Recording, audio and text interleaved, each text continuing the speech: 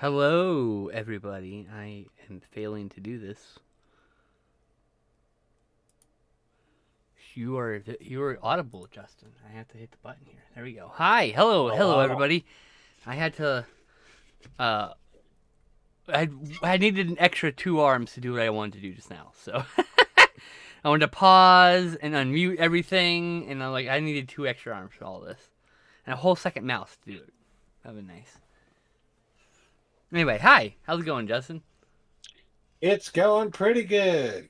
As good as it could be, all Yeah. things considered. All things considered, yeah, pretty much. It was a rough week last week. The reason why we didn't have a stream last week is because I'm a huge idiot. I didn't forget anything. I'm just a huge idiot and cause fucking chaos in my life. With my idiocy. Fit right in with the idiocracy that we live in. Well, yeah, I guess. Let me Like, post a I Twitter real guess quick. technically, yeah, maybe. So yeah, as an aside, off the bat, I'd like to say we're watching Twin Peaks again, and Yes. and we're not going to talk about it until we're done. Probably only talk about it in vagaries because we wouldn't want to get spoilers anyway. But we do plan to watch Firewalk with Me, The Missing Pieces, and The Return. So we're gonna do the whole thing, the whole kit and caboodle. And I have to say I am surprised by how much I remember this time around because we watched it all before, but it's been years now for some of Mhm. those. Because it took us like over a year to get through. I think the whole thing because of delays and whatnot. Yeah. Ah, ah, Maybe. ah. It took Yeah. us a while to get through. I think it was a big delay in the middle of there. Yeah. What I'm remembering is myself going through the return Oh yeah, I didn't just get the chance to like see The Return. gangbusters. I didn't have the ability to watch The Return when it aired, and I don't own any of the Twin Peaks yet. Yeah, But we got it I got the streaming, return so on Blu-ray. it's all Yeah. good. I think Firewalk with Me and The Missing Pieces is over on Criterion, if I'm not mistaken. So It should fingers be. I crossed. mean, I know, I know the I movie's on know. HBO at least. So I have Firewalk with Me, the Criterion on Blu-ray, yes, but that and it doesn't do has me the any Missing goddamn Pieces. good. Yes, Cause I don't. I'm saying though, I'm saying though, it has the Missing Pieces, so I would expect the Missing Pieces to be on Criterion. Well, fair, fair. Hopefully, I mean, I can only hope, right? yeah. Um. So yeah. Oh yeah. Okay. So let's archive 81. Do you want to talk about this one? Sure, I liked this show a lot, and that's why I forced Skinslip to sit through it after having Forced. watched it myself. And Forced. I love that. yes, and He watching twisted it my as fucking arm. He held me against the he hurt me. He held me against the wall until I said okay because he's taller than me and stronger than me and he fucking knows it. This son of a bitch. And he's it got did longer not. arms than me somehow It's magically. lies, and slander. These are the fucking truths. But Archive 81 is such a cool show. Kind of reminds me of X Files in a way, but in other ways, it reminds me of I don't know, like it's got a hint of like Twilight You know what Zone it to reminds it me as of, well. oddly enough, a little bit? Marble Hornets. Kind Because of. like it's There are like elements of because in Marble Hornets found there's footage. this whole deal with like in the footage itself is affecting other people. So like the person watching Hmm. the footage is affected by Slenderman's in the Yeah. footage, right? And so that's the aspect that immediately reminded me of Marble Hornets is that the supernatural things happening in the footage is often afflicting the people who are watching it in some way. Yeah. So it's kind of cool. And I still feel like there's a way to potentially do a sequel series. Just there's no way we And don't have a technically we don't have a resolution to this one I think that on paper anyway. you could do a sequel with like that does like continues on the same story, different part of the story because there are elements that are not really delved into very deeply. Mm-hmm. Um, But at the same time, I'm also thinking this could be a really good like anthology series, kind of like American Horror Story, where they do something different every season. And I kind of so then the next season could be like Archive 82, Archive 83. You know, like Yeah. I was thinking that, or like Archive 44, and it's something that, and it's a completely yeah, different, yeah, but still, and you can do it like this, since it's like this organization that's wanting to digitalize these tapes. What if that that premise, that organization having someone digitize tapes, is still the thing, but it's a whole other situation in another location. mm, But what if that mold? The thing I liked about this is there's a lot of this like talk about dangerous, deadly mold in your house and all that stuff, and this movie basically preys on that. Like behind every fucking yeah, wall and every goddamn crook and nook and cranny is fucking mold, and it really gets under my skin because like I actually have an aversion to mold. Like I'm the person who, if I see a moldy dish and it's totally disposable, I'm just going in the trash. I'm not gonna bother. If it's not glass or like plastic that meant to be reused, if it's just like one of them disposable containers, I will dispose of that container. It doesn't happen often, but occasionally you'll just forget about something in the back of the drawer and you're like, fuck, it's been 2 weeks. That's got green in it. Just drop the whole container in the fucking trash. Don't even bother. That's how I am with mold. So if you want to handle mold in the future differently, that's up to you. But like, I'm just like, fuck it. Gone. Be gone, mold. So, but yeah, this movie preys on that fear, plays with a supernatural. Like, what if there's a supernatural mold? What if this supernatural entity summoned to our world was in the form of mold?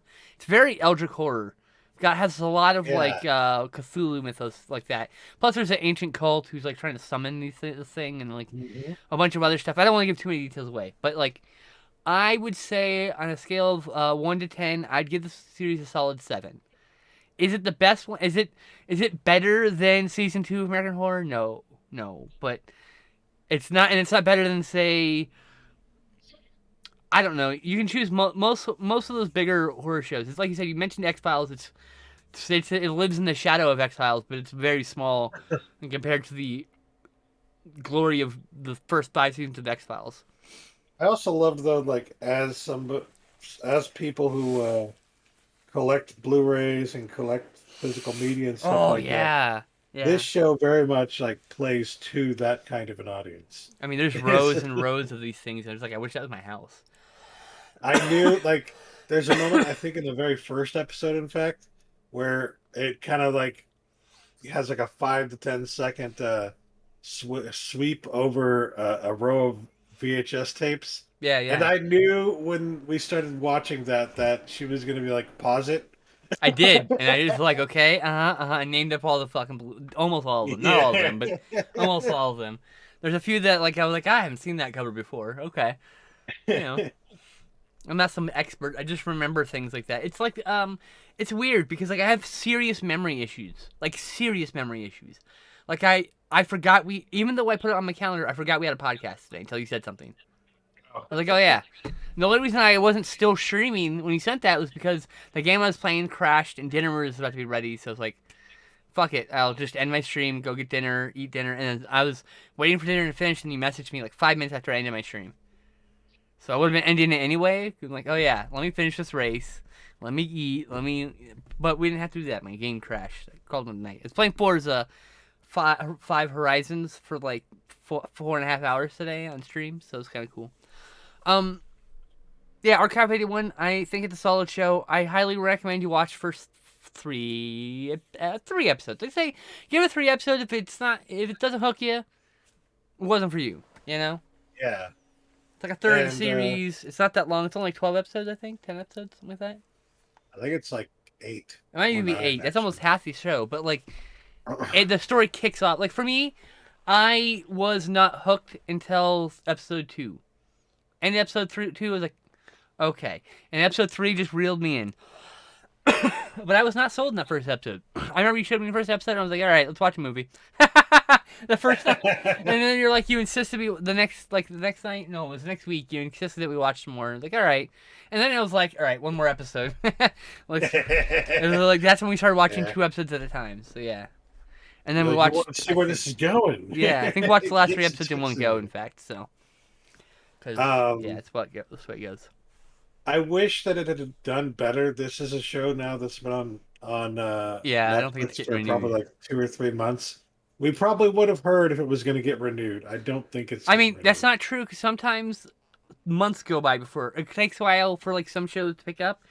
And like the Yeah, funny thing is like there's been shows where they went like 9 months, no word, and out of the blue they got renewed because he finally got the hype. The hype finally found people. So fair. there's still a small chance. That's only I think happened once or twice, to be fair, of the hundreds of release series that Netflix has released. I can recall personally that happening one or two. It may probably happen more for all I know. There's a lot of series I don't watch, Yeah. but it's just one of those things where eventually it hooks you in, and I hope so. I hope brings more people in like even us discussing it, bringing two people in, and then they bring their friend in, and they bring and that's all it's gonna take. We gotta hit the dominoes. I highly recommend you watch for 3 episodes That of each reminded me of series. the scene from Wayne's World. They tell two friends, and they tell their friends, Yep. and so on and Yeah. so Now you got my reference. Perfect. All right. We also did Peacemaker. Peacemaker, which was so fucking good. And like I didn't realize there's bisexual subtext. I mean, so there's the Peacemaker is bisexual, and it's hinted at several times in dialogue. Like I never fuck with a guy outside of prison. That's what he said. He literally says that line, and then like he says a couple other lines that like cue you in, and then James Gunn confirmed in an interview with my friend Danny that over at Screen Rant that that wasn't intended. He is definitely a bisexual with repressed issues. And now I really want There's him a and lot Vigil. of repressed Now issues I with really want Peacemaker Peacemaker. and Vigilante to be boyfriends. Oh They God. would be so cute Like, together. can we talk about how Vigilante, I think personally, in my opinion, may be the best representation of somebody who has like He's a sociopath. narcissistic, sociopathic He's tendencies 100% a sociopath. uh, But he's that like, I've ever seen on film, period. Like, this is just incredible. And what's surprising to me is that, like, I read like a part of an interview from the actor, mm-hmm. and it didn't even seem like he quite understood what his character, I what mean, was yeah. going on with that character. And it's The just thing is like, like, not how only do you not was understand and yet somehow depict that what, kind of a mental illness so damn well? and it doesn't depict it as like he's like some sort of monster or villain, like it's Yeah, very frequently done. Because not all sociopathic people just go out and hurt people. They just don't care if you get hurt, essentially. yeah. It's not the same thing. Like, he's literally talking like friendly and cordial with these people, and he's like, "No, sorry, I have to kill you." And it's like, and everyone's like, "No, no, no, no, no, no, no, like, no, no, don't kill him." It was a whole scene, but like, that scene perfectly personifies. He has no problem killing to protect his mission, but also he was very cordial and nice, and it wasn't like he wasn't like a monster. He said cruel things and callous things, but he wasn't a monster. Ultimately, his goals are good. He's just going about it in a very destructive and It's basically wrong way, I would if say. Jeffrey Dahmer were a superhero. That's No, no, no, no, no, no, no, no, no, no, no, absolutely not. Not because I have a problem with Dahmer. That's just the wrong characterization. Because Dahmer was an actual monster in well, real yes. life. So He comparing just those two literally defeats the fact that we said previously okay, but the it's thing not is, like like, that. he kind of looks like a young Jeffrey Dahmer. I don't That's what see it. got me on that. As someone who has definitely seen footage of Jeffrey Dahmer in photos, it I don't definitely know. doesn't see it. But that's fine. Uh, I really liked. I really liked all the fucking characters, like everyone. In fact, Oh when yeah. certain characters, like a certain character dies here, a certain character dies there, I was really upset that it might kill one of my favorite characters, and it didn't. Thankfully, fucking thanks. Like holy shit. My only major issue was what they did with Economist in the last episode, Oh yeah. because it genuinely, as a fat guy, it's just like, but did he have to go as far as he went with his fucking story? I don't think he did. I think he could have stopped at a certain point, and the I think the the character acknowledges that to some degree that he does that sometimes. I don't know. I mean, I don't think so. he talks about this guy that thing. He's got like this eagerness to please and like there's a whole discussion about that, like about like basically the core of the character. And I mean, I don't disagree with you necessarily. I'm just saying I feel like he talks about how he's made the wrong decisions frequently in his life, including. And I think it's comedically characterized in the fact he talks about, fine, I dye my beard, like blah blah blah. Like the fact he doesn't want to admit that the whole time is like a wrong choice. He went the wrong choice on a whim. I Whether feel like that's he could have stopped with that though when he was yes, talking to the other person. He I could have stopped agree. at I dye my beard because yet da da da da. Yes, The end. Like but I understand what they did. I don't. Not that you don't. Just to be clear. I just I didn't have a problem with this character. I liked the positive lesbian characters that aren't just some fucking stereotype. hell yeah. That's like the coolest part I think in this. Like also The Judo kicking Master. 80s music, fuck yeah. Fucking Judo So Master in the comics is some fucking guy, and then this character is hilarious. Always eating these flaming hot Cheetos. Like, oh my god, like I what love is that scene where you just see the empty bag of flaming hot Cheetos blow by in the wind. you know It's like exactly what happened. Yeah. he's been here. He's been here. My favorite is when those guys come out of the convenience store and he's just standing in the corner like eating Cheetos, like minding his own fucking business. Like, yeah, that was good shit. It was a very big old song moment. Yeah. It was a good show. I think I have to say, as far as superhero shows, it's probably one of the best superhero shows of all time. Like, I mean, Oh yeah, I hate to put it's it on really a good. pedestal, but it's like it's actually got like deep writing and interesting characters and good character and good like the Peacemaker in the comics. It's like his original incarnation is like this guy who kills with non-lethal damage. He's Peacemaker, right? He wants to, and then like that was the Charlton Comics character. Charlton goes belly up. DC Comics buys him in the 70s. 1982 rolls around. 1980 rolls around. I can't remember exactly when Alan Moore started working Watchmen. And he wanted to use the Charlton characters. And he started working on it as the Charlton characters. And he later was told by DC to change them because they had plans for some of those characters. And the comedian is Peacemaker, a dark, twisted, fucked up version of the Peacemaker, and that version, that alternate universe version of Peacemaker, influences this Peacemaker very specifically, like in a lot of ways, and I like how like it's gone this character to Watchmen to the other Peacemaker in the comic books to this TV movie version that's got pieces of each and every one of them in him in an interesting mix. And I don't know. It feels like Goldilocks in a way, because like they could have made they could have made the character too good or too bad, but they put it just somewhere in the middle, just about right. You know? Yes. Okay. Like, I was trying to figure out where you were going with that. I was like, Goldie. How sorry, the yeah, fuck is it like Goldie? Oh, that makes sense. Okay, fair enough. yeah. I. It was They really acknowledge that seriously. he has a lot of trauma in his life that he is going through and processing and all that shit, and like they acknowledge that he's a fundamentally deeply flawed character, Deeply damaged but at person. the same time they also do present him as a hero. So it's like they don't necessarily make him out to be all good or all bad. He's no Captain America. They don't make him out to be a fucking Captain America, or a Superman or anything like that. So yeah. And I like at the end with the characters that show up at the end. Like you're late. That's good. Fucking.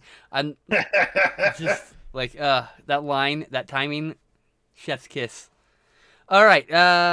So that's I think it's all the series we watched, right? We didn't watch any other series. Those Yeah. three over the last 3 weeks. I've been watching the new Jordan Peele Twilight Zone Oh yeah, how's that going? show. It's okay.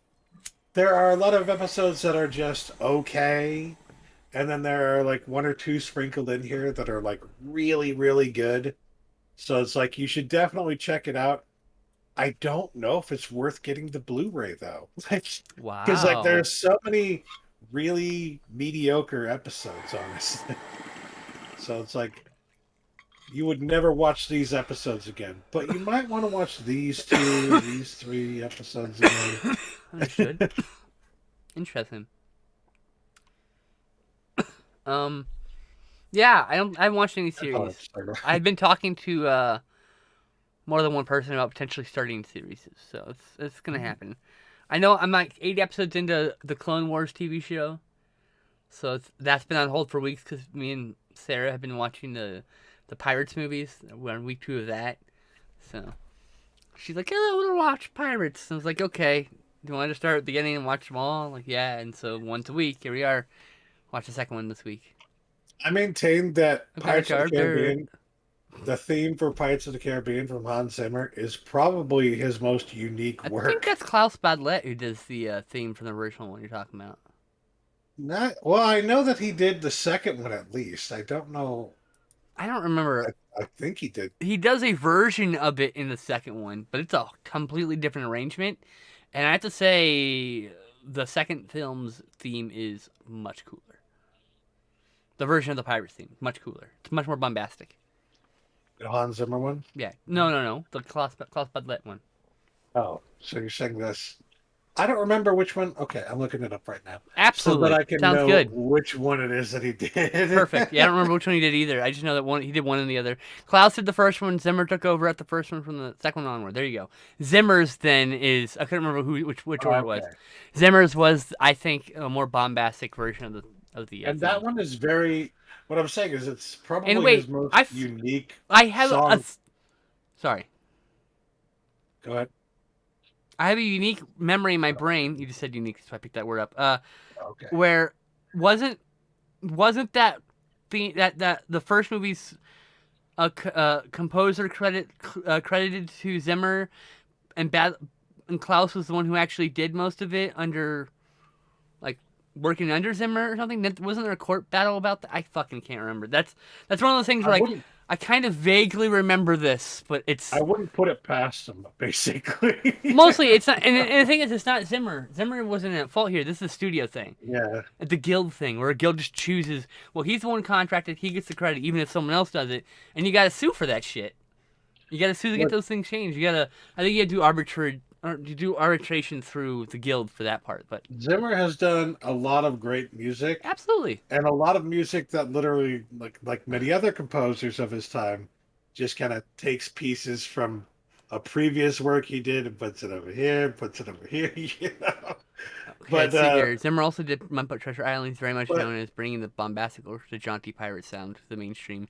Understand what pirate music is. Yeah, that's a good point. Yeah, I'm a big fan of a few pirate but bands like Dread Crew of what Oddwood and a few others. Anyway, sorry. what I was gonna say was that like he definitely is not. He's not perfect.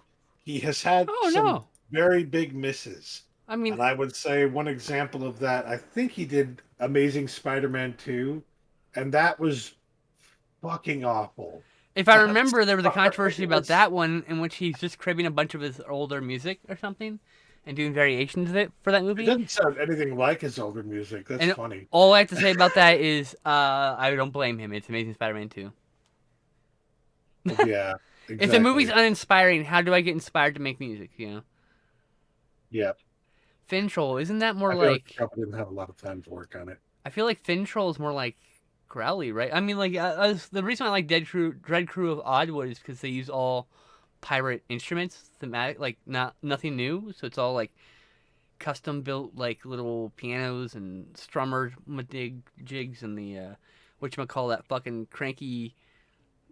What is that fucking shit? What is that? I think you know what you're talking about, like the What's it instrument that called? plays all the Hurdy-gurdy. different instruments at once. Hurdy-gurdy is what Yeah, I'm yeah, thinking yeah. of. The hurdy-gurdy. You know, like. Anyway, sorry. We are distracted. We need to. Yeah. We have literally been talking 5 minutes about shit that's not important. Yeah. Texas Chainsaw 3D. What are your thoughts? It was Okay. What was your rating?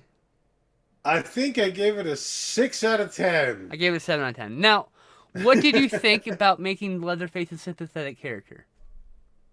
Ignoring the fact that there's a plot hole with the timeline Okay, yeah, being, they did you know, kind of make him a sympathetic character. Yeah. yeah, Um, I don't hate the decision because, like, I just realized that few seconds ago that yeah, they did kind of make him a sympathetic character, yeah, didn't yeah. they? As someone you can sympathize with. You can understand Um, necessarily. but I don't think it's necessarily like entirely a sympathetic character. It's just like, pointing out that like these people doing this is bad.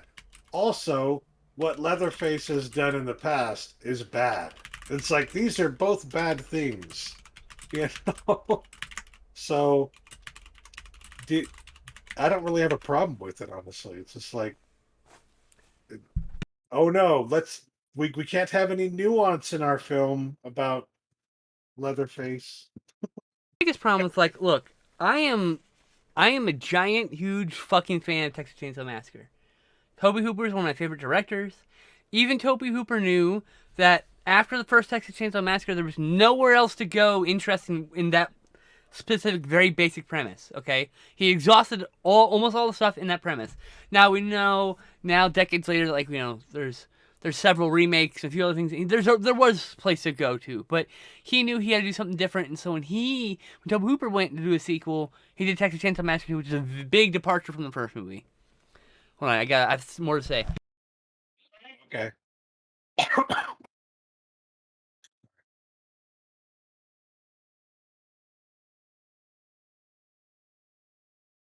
Um, Now, I was now, gonna say ambient. something. Before now, Continue. ambient suit had a thing. Now, the thing is, this movie picked up right for the first movie, so it ignores all the intervening sequels and prequels and all the other nonsense. Right? It supposes, and rightfully so, that the entirety of the original Texas Chainsaw Massacre is Leatherface defending his family from people he perceives as intruders. Because the minute that the girl's tied up and she's squirming and suffering and unable to defend herself, including that threat, he has problems killing her. 100%. That was you look at the first movie. That's exactly what happens. The minute he shows up, he sees someone walking in his house. He goes to interrupt them or get them to run away, and they scream. He panics. He fucking panics and kills them. That's literally the premise of the very first movie. So this movie takes that clear premise and takes it to the next step, where he kills all this girl's friends, but this girl, his fucking cousin, he doesn't want to hurt her because she's his family. Because to him, the only people in the entire world that matter are family. And if he perceives you hurting those people or endangering those people, he will kill you. That's Leatherface is basically a Rottweiler with a chainsaw. And this movie makes him sympathetic in only that you understand that he killed those people because he thought he was protecting his land from intruders. Product of his environment, kind of thing. Exactly. But it doesn't say he's abused victim. It doesn't suppose any of this stuff. It just supposes that this is how he runs on these kind of rails. And, you know. I do think it also the original movie, in some ways, kind of reflects how uh, the United I will. States I'm about to lose it on ambient soup. Sorry. Continue. the United States does not do a very good job when it comes to mental health, and it never Yeah. has. And like, especially for people who live out in the middle of nowhere and have no access to healthcare, even if they could afford it, Mm-hmm. mental health care, uh, and the stigmas against mental health care that have existed in this country for many, many decades. It's just like clearly this guy has issues, deep, deep, deep issues. And there's no way that there would be anything that he could do about that in the situation he's in. Here's the thing. Ambient soup said, as my friend Rye, they said, I can see that being an interesting take. My concerns with the villain rehabilitation trope is with things with Rob Zombie's remakes. And I'm like, okay, you just brought the show to a screeching halt where we have to now talk about Rob Zombie's Halloween films and how they are uh, amazing. I mean, like, fucking amazing. Brad I Dourif's love them too. the emotional center of both movies. His grief from losing his daughter, I feel that grief through the fucking screen. He's an incredible actor. Second, the movies are One of about his best generational trauma. performances. It's showing you what Michael went through, not so you'll sympathize with him, but so you'll understand why he is broken and why he was abused, and he moves his abuse onto other people because he doesn't know any better. He was basically locked up as a kid after having done this stuff and never gonna have a chance to be anything more than this hurt person. It's why when Yeah. they start, the thing I find absolutely unnecessary about the movie is the rape sequence in the first movie. Absolutely, totally unnecessary. Those two guys could have just been harassing Michael. They didn't have to rape some girl in front of him for what, shock value? I have an absolute seething hatred of that fucking segment of the movie because that could have been so much better as such a tired and lazy trope to lean on rape. Okay? Yeah. That being said, Michael doesn't hurt anybody until he's seen this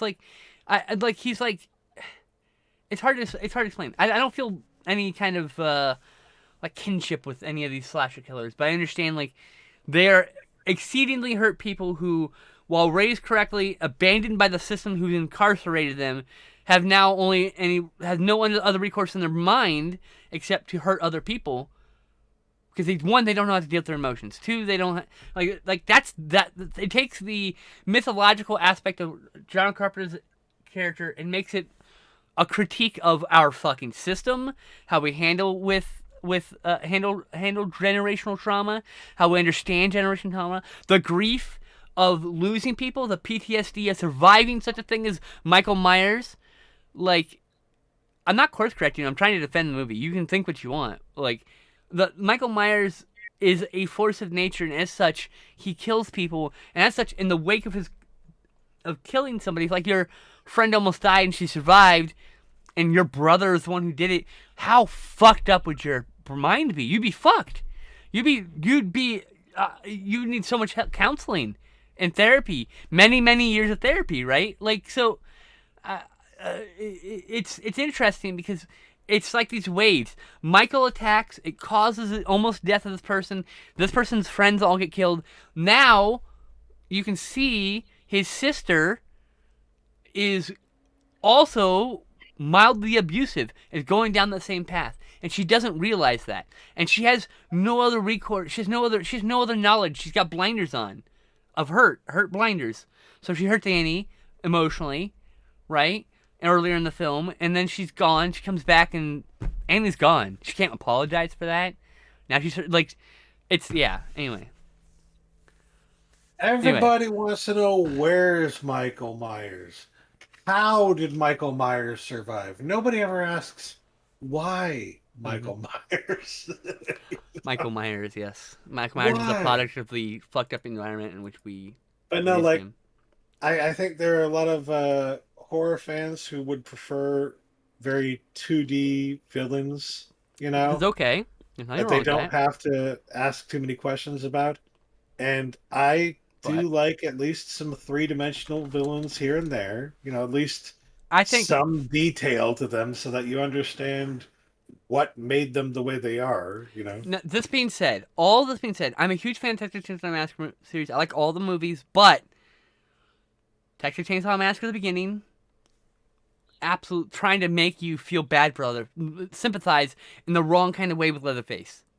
Yeah. Okay, trying to make you like Leatherface, so you're on his side for those movies, which is maybe you are on his side. That's a whole other thing. I'm on Sadako's side, so I get it. Sadako's right. Sadako did nothing wrong. Everyone deserves to pay for what the hurt Sadako had to go through. I understand entirely. I'll let her take me in a moment. I understand how people connect with these kind of characters, these characters who are damaged and feel like they have no other recourse but to damage other people. Yeah. I highly recommend the first Halloween film. It's a masterpiece. Yes, Twig. If you've only seen H2O, I highly recommend the first movie. I highly recommend the second movie and the third movie. I highly recommend skipping everything else until Rob Zombie's movies. And then the new stuff's really good.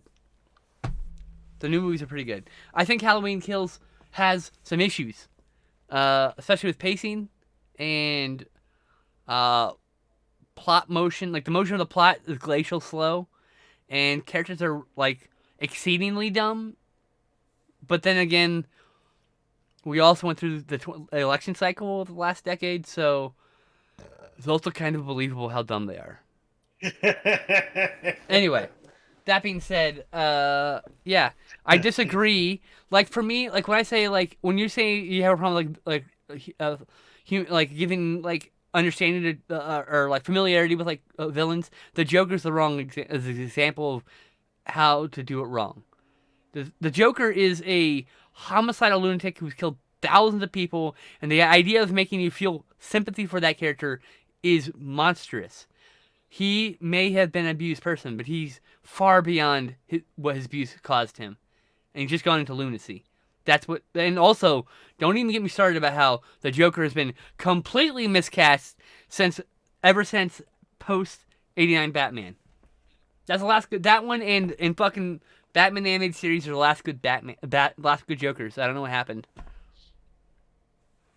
No, yes, Michael was a no person. love for Okay, Heath Ledger. No love for Heath Ledger. Incredible. He did an amazing performance. That character's great. That character's not the Joker. That's all I'm saying. He's a person co-opting the Joker's personality. I have to do what I have to do. All right, get over it. But he's not the Joker. He's nothing. A lot of that character is like the Joker at all, except for the one plot to what blow two fairies up. Where's the fucking joke? Where's the laugh part, Joker? You're missing that part. Anyway, the thing I liked that was that yes, Michael was a person, but he became an entity beyond personal goals. He represented the suburban paranoia that we see in little sparks of posts on Nextdoor these days. I don't even know what Nextdoor is, but yeah, suburban paranoia is 1,000% the premise of the original movie, and I feel like. The other thing is it's kind of like showing how vulnerable the suburbs let their kids be, latchkey kids with no adult supervision, that kind of thing. So yeah. I think that movie, beautiful piece of art. I've seen it probably 1,000 times. For a while there in high school, I watched it every fucking week. Every week. It also came out like at the perfect time because that was just right around the time when the crime rates in America had reached their peak. 1980, I think, was the highest, literally like the highest that crime rates ever got in the United States. Mm-hmm. So, and then ever since that year, since 1988, we got through one movie. Next up is Gaslight, the movie in which that term is sounded upon. I've seen Gaslight before. I have it on Blu-ray, and so I wanted to skin slip to watch it. And sadly, inherent in watching a movie like this is if you have been gaslit before, especially really badly, it is going to trigger you because I almost had a panic attack during this movie, actually.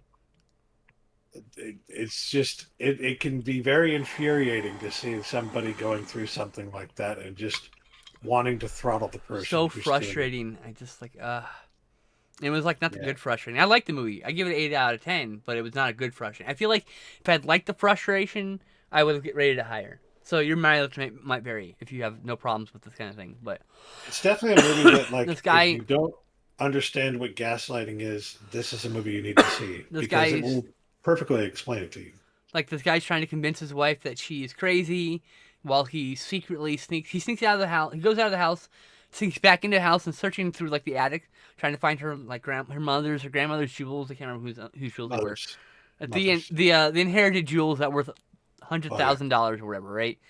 But he's convincing her that she has to stay indoors, locked up, because she's a danger to other people, because she can't even remember who she's talking. Like, he convinces her that she's absolutely crazy, and it takes her running into an old flame, who is planted in the beginning of the movie and paid off near the end, telling her that she's not crazy for her to even understand it. And that's the thing about gaslighting. Having been gaslit, it's like you feel crazy. You're like, am I fucking insane? What the fuck?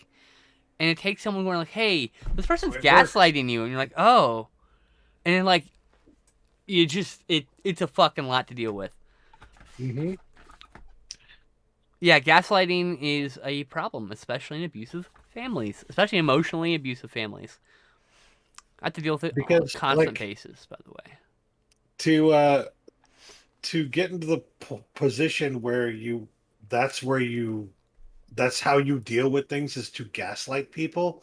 It's Yeah. just like it is a learned behavior. Yep. There is no way to engage in that behavior without learning it from somewhere first, because it is a extremely detailed and intricate behavior. And Like you don't necessarily it's learn it not a because someone taught natural it. behavior. Someone just put you through it and you figured it out. Yeah. That's what happened. And unfortunately, I figured it out the wrong way because you don't have, like, say, counseling because you have an abusive parent or something, right? Like, Yeah. or a partner. That's big with abusive men and their wives. It's kind of, yeah. Anyway, But yes, it's a very well done movie as well. I mean, incredible movie. the cinematography is amazing, of course. It came from that era though, like the 40s, where there was a lot of like there was it's the era of the noir, and there are a lot of noir influences throughout the movie. So yeah. Films discussed on Couch Tomatoes. Where is fuck? Did I not put Texas Chainsaw Massacre on here? I didn't. I've neglected to put Texas Chainsaw Massacre on our movies watched list. So that's cool. Wow. I rarely forget that kind of thing. I'm really Especially anal. Texas Chainsaw Massacre. What the hell? I'm really anal about these things. So Ambient Soup, we basically just on a whim choose movies to yep. watch. The way it works is this: I choose a movie. He has to fucking watch it. No complaints. He chooses a movie. I have to watch it. No complaints. Very occasionally, someone's like, "I'm really not in the mood for that." Not that I want to watch it. It's like, I can't handle being gaslit by a movie right now. I will fucking cry, Yeah. and I don't want to feel gross. So, I have a list called Justin Watch List, and it's like 300 movies and I just randomly choose them, and that's pretty much it. That's how I do it. And I will just go through all the streaming services that either of us have and find a movie that I want to watch. That's perfectly acceptable. Yeah, that's how we do it. Oftentimes we'll give each other a list because we can't choose. Like, I'll give them like 5 movies. You have to pick one because you just can't pick one. You're like, I don't want to watch here. I don't know what I want to watch. These all sound cool. Figure it out. Yeah, we're not the kind of people who are unwilling to watch certain types of movies for whatever reason. We'll watch anything. Anything. I mean, That's what makes us such good, such copacetic movie viewing partners, Aw, he called me his partner. Oh God.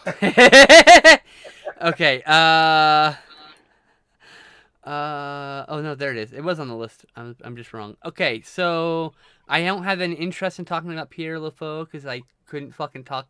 I couldn't tell you what happened in fucking Pierre le Fou. I couldn't. I'll tell you that I liked it a lot better this time around. The I mean, first I time I liked saw it it, in but film it's class, I thought it was goofy as fuck, and I didn't quite understand it. same. Now I can see how, like, oh, this movie definitely inspired these movies, Hmm. and And like it's I watched it. integral and important. I watched it in film school like 15 years ago, so at that point I don't even consider it watched usually. Because I couldn't remember exactly 0 things from the movie. Yeah. I mean, watching the movie, I was like, oh yeah, this scene. I've seen this scene for sure. Like, the only reason I don't really want to talk about it in depth is because I need to watch it some more. I need to watch it again. There's like, I watched the movie, I understood what happened, but now I need to watch it again with an eye for the subtext and what it's trying to say. And I can't always pick that up in the first viewing, so. I still feel, as you do, I think, that Breathless is his best work, Jean-Luc Godard. You're getting to homework again? Well, Rye, I need to watch some of that homework with you. Rye is very media literate. Very media literate. We've had very good discussions about movies. And they asked me to make them a list of movies that I think they should see. So I gave them like a list of like 35 movies. And then I was talking to Saria, another new friend, and we were talking about movies pretty in depth, and she asked for recommendations, and I just sent her Rye's homework. Pierre le Fou, I give it a 7 out of 10. I need to watch it like once or twice more before I can really get to the meat of that one. Some movies are obtuse. Some movies are layered in ways that are not easy to read the first few times or whatever. You know? I would describe Pierre le Fou as intentionally absurdist. Oh, absolutely, yeah. And once you understand that that's what they're going for, and you can, like, get into the mode of you're watching something that's being intentionally absurd. It's inspired by Bonnie and Clyde for sure. It also inspired the movie Bonnie and Clyde because it came out a few years before. It also is a very big influence on Natural Born Killers. I have to say. Yeah. Which is another absurdist film, but a completely different kind of absurdist film. Which literally, I would say, look, I'd even so far to say Natural Born Killers is Oliver Stone's Pierre le Fou. Probably, yeah. I mean, it's very, very close. In a sense of, like, it's absurdist. He's talking about society that he's in. Mm-hmm. You know. Oh, we need to watch. Now we got to reach probably. Badlands is Terrence Malick's Pierre le Fou. Oh, God, yeah. I mean, that's not really absurdist, is it? Kind of. I mean, there's a point where the girl throws a fish in the fucking field, and you're like, why? You know? Fair. I don't remember that. You know. Aww. Anyway, yeah, I'm enjoying talking movies with people. I like talking movies with people. Next on the list is Brian De Palma's Snake Eyes, which there's like 3 incredible tracking shots in this movie, stitched together into one long 20-minute segment. And maybe 4, maybe 4 long tracking shots, but it's like there's a 20-minute segment for sure that's one long take. Mm-hmm. And I gotta go on a rant here. There was a post on Twitter. This is about Nick Cage. There was a post on Twitter saying, what's the most bland actor, generic actor, what actor only plays themselves in movies? Do you know how many people, do you fucking know how many people said Nick Cage? I was fucking livid. I'm like, you don't know what you are talking about. Raising Arizona, watch Raising Arizona, watch fucking Wind Talkers, tell me they're the same character. They are not the same character. Nick Cage is one of the greatest actors living today. I will fucking die on that hill. I will die on that hill. He is the greatest living actor at present. He has played over 100 characters, and not a single fucking character is the same. Not one. I will fuck that fucking meme. That I'm the Hitler meme in that fucking downfall video. 9999999. Someone needs to do a subtitle of that, please. I'm telling you, Nick Cage is an incredible fucking actor. There are some movies where he literally is playing himself. You can tell. He's in fact this new movie. He's literally playing a joke about himself. Yeah. But like, it's not even rage. I'm not mad. I have passion, fiery fucking passion for movies to the point where I am loud, not because I am angry. I am loud because I cannot control the volume of my voice when I get passionate. This is why I tell partners I'm a screamer. I understand now. About Nicolas Cage, all right? I think a lot of people think that things, which I think it's ridiculous to say he just plays himself, right? But I think a lot of people think that he plays a lot of roles similarly because he is a very bombastic actor. He does have a tendency to big, and not to overuse that phrase. We've used that phrase so often tonight, bombastic. But where's that moment in Pig? Right? And he does. Where's that moment in Army of One? It's not even an Army of One. Even when it's not the same level. He's completely different. And where's that movie in Adaptation, which we'll be talking about later? We'll be talking about both of those movies, actually. His bathroom meltdown and Mandy, that's not something you can just fake. No! That is Nick Cage looking at himself and seeing what tragedy in his own life he can just feel again. And I know, because I can fucking do that. When I write... People say to me when they read my writing, they say, "This made me cry," and I'm like, "I'm sorry, I didn't mean to make you cry." But the secret is it made me cry writing it. Okay, so like, I can reach in and take that feeling and bring it to the surface in the same way as, say, like, not in any skill that Nick Cage has, but like in a similar way. Same with Philip Seymour Hoffman. He did the same thing. He just found the feeling he needed in his own personal life and picked it up and ran with it. Cage's only issue may be that he plays a lot of the really extreme characters that other actors cannot, so he ends up in these very powerful roles because nobody else is bringing it to the table. You know, that is a good point. But it's not necessarily his fault, is it? I mean, no. He gets typecast. That's what's happening. Yeah, and he does his best not to typecast, but he also wants to have a storied career like Christopher Lee. Yeah. So that's why he's trying to be in more movies than Christopher Lee, I think he said. Something like that. At some point, I think he said something like that, yeah. I know he's trying to mimic Christopher Lee. Credit list to be fucking miles long. Look at Christopher Lee's fucking filmography. And tell me that just didn't take every fucking movie that came to him practically. The same with Nick Cage. The secret is Christopher Lee just played a bunch of different characters. Christopher Lee, you want to talk about a person who plays the same fucking character in every movie? Christopher fucking Lee. Okay? Frankenstein is Dooku. I'm telling you, he plays like 3 characters different. And I swear to fuck, and I love Christopher Lee. And that's not an insult to Christopher Lee. You're hiring Christopher Lee to get Christopher Lee. But Nick Cage is one of the best looking actors. He's one of the best actors ever. I will die on that hill. I will fucking die on that hill. And he that man. He does get typecast a bit too much.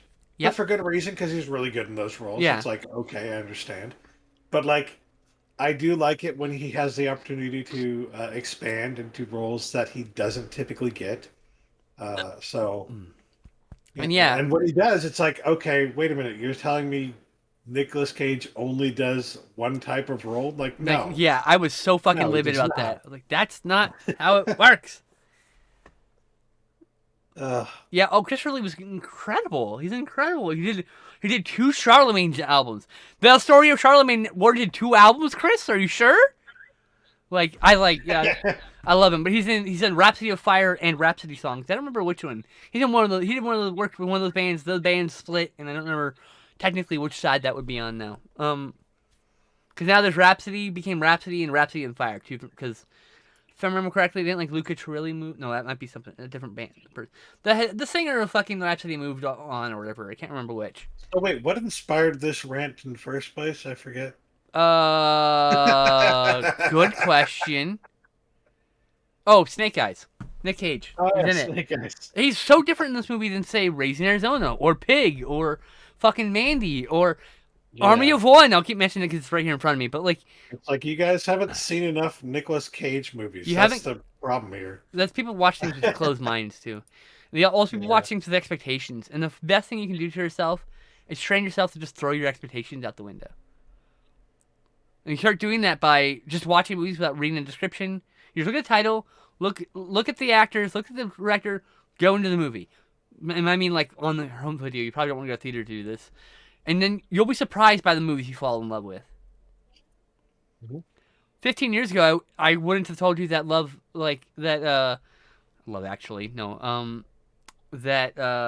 fuck. Wow, I just blanked on it. I gotta look it up.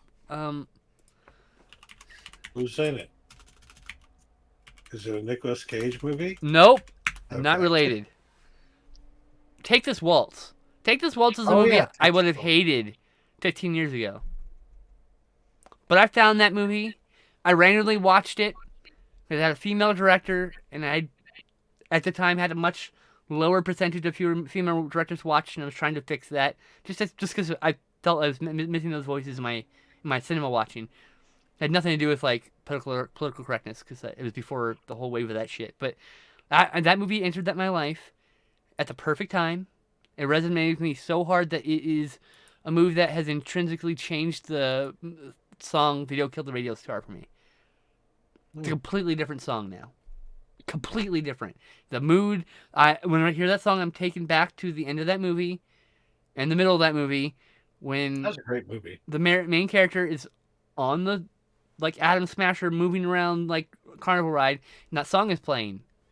And you can see her motion, like, and the lights are flashing, like, she's going underneath lights, so good dark light, and every time she flashes, it's like a different emotion. She's going through all the emotions. And it's just like, I can get goosebumps thinking about this movie. But that movie I would have hated 15 years ago. That's why you just watch any movie. You just learn to just watch any movie. You're gonna find some stinkers. Me and Justin watch bad movies all the fucking time. We watched Warriors of Virtue, for example. You gotta watch the bad to appreciate the good. That's right. That's the thing. It's like a lot of people don't understand that. It's like, oh, I don't want to watch any bad movies. Well, then you're never gonna understand what makes good movies good. You can never Like, understand. You can never appreciate a 5 out of 5 movie if you don't watch a half a star out of half a star movie. yeah. You have to have the yin and the yang to understand. You can't appreciate one without the other. You know. Anyway, Snake Eyes. That's an assassination attempt. It's what else? Pretty good performances from like all the people involved. And Luis Guzman plays a drug dealer at one point. That's pretty cool. there are a lot of notable actors involved. Gary Sinise plays like one of the main characters. Um, I would say it's not De Palma's best work, but there are a lot of incredible things he does with the The movie. camera work, especially. Yeah. Look, say you want about De Palma's output. This is a story told almost entirely visually. You can almost take the entire dialogue out and get most of the points of the movie because he shows you everything. 100%. It could be a fucking, or at least parts of it could be, I think, a silent film. I mean, yeah, you could. I mean, it's a well constructed. All his movies are well constructed, even if you don't necessarily like them per se. Like he did The Fan, didn't he? I don't know. I don't remember. I like The Fan. I also like Durfan. God, if you haven't seen Der Fan from 1982, it's a German film. What a That deep, has stuck with me so much. By what the way. a Oh my deeply God. affecting movie about obsession. Yeah. Like, whoa. That And movie, certain I watched elements that of movie, I will and that never movie, forget. that movie took the wind out of my sails in an evening. I was ready to watch a bunch of movies, saw that movie, and I was just fucking depressed. Tony Scott, by the way, did The Fan. Oh, Tony Scott did The Fan. All right, whatever. Not too surprising, Tony Scott. Tony He did Scott, a lot of also good things excellent. like that. Just to be fair, Yeah. may he rest in peace. But there are, just to say that like Snake Eyes isn't De Palma's best work. It's like it's still not. for me like a 7 out of 10, and I would say like that saying it's not his best work is just to say that like he's done 9 out of 10 movies. It's Like, to put it, and like, the things I think that De Palma does not do well is action. And there's some action at the end of this movie that Yeah. is where a lot of people, I think, fall off this movie because it's not really well edited there. That's like I think that's De Palma's weakness. Hitchcockian intrigue and visual storytelling, he can do that. So all the movies And that are this like did that feel are very excellent. Hitchcockian, yeah. When you spell type in chat, I have a hard time parsing spelling. What for which movie? Soup, I have no problem. I just need to Oh, Durfan probably. Oh, Durfan. Oh. Sorry. Thank you. You should watch this fucked up movie. Also, trigger warning. It's fucked up. There's some really Yes. fucked up violence. It's very realistically depicted. The girl is a of age actor playing an underage character, so this may not be your comfort level. She's played as a character with her own it's not she's not exploited. She's doing the exploiting. But just some people are very uncomfortable with the idea of even a character played by an adult playing an underage character naked. I think and underage being 16, which is I think the legal age at the before anyone gets mad at the time in Germany. Not that I think it's okay, to be very clear. Just saying. I would say it's a divisive piece of art, and that alone right there. Some people will not want to watch it. That's fair. Just be clear. But I do have to give that content warning. If it gets uncomfortable, don't be afraid to dip out. It's okay. I don't judge people for that. I was just looking at all the movies that De Palma's directed because I was like, he's done Body Double. I know he Body did that. Double has some And problems of that its was kinda- own. They all have Um, some He cultural did issues. I would Dress say. to Kill. He That- did The Untouchables. We need to see and- Dress to Kill because I hear there's some real gross depictions in it. So it'd be interesting. Another one that he did that I did not remember that he did was the first Mission Impossible movie. Oh yeah, no, that's I was probably like, why that wait, one's. he did that I one? bet you that's why that one's not like. See, I just said he didn't do action very well. I bet you that's one's the least regarded, well regarded one. Yeah. It's I like, mean, oh, makes sense now. high regarded for its century, low regarded for its action. Be clear. It did spy stuff good. It did not do action good. I think as well, and so people He expecting more of the does. other. You know what I need to see though? Black Dahlia. I haven't seen that yet. Yeah, I was just gonna say he does the noir kind of stuff very well. Black Dahlia plays on noir a lot, and it's Actually, I've very never good. seen that. We saw Sisters. Oh. Sisters was really good. Body Double was really good. I loved Phantom of the Paradise. I love Scarface and Carrie. Untouchables. Untouchables is like, when he does that shot from fucking, what's that movie? Battleship Potemkin. The when he does the carriage going down the stairs thing, Yeah, yeah, yeah. right? He literally takes Battleship Potemkin's sequence. Who was it, Potemkin? And even the other one. I can't remember which Eisenstein film. I'm sorry, I get mixed up. I watched them back to back, and it was 15 years ago. That scene is very abrupt and short in the silent film. De Palma stretches this out, this long, suspenseful slow mo. So that it literally becomes like the thing that you remember from this Yes, movie. so good though, so good.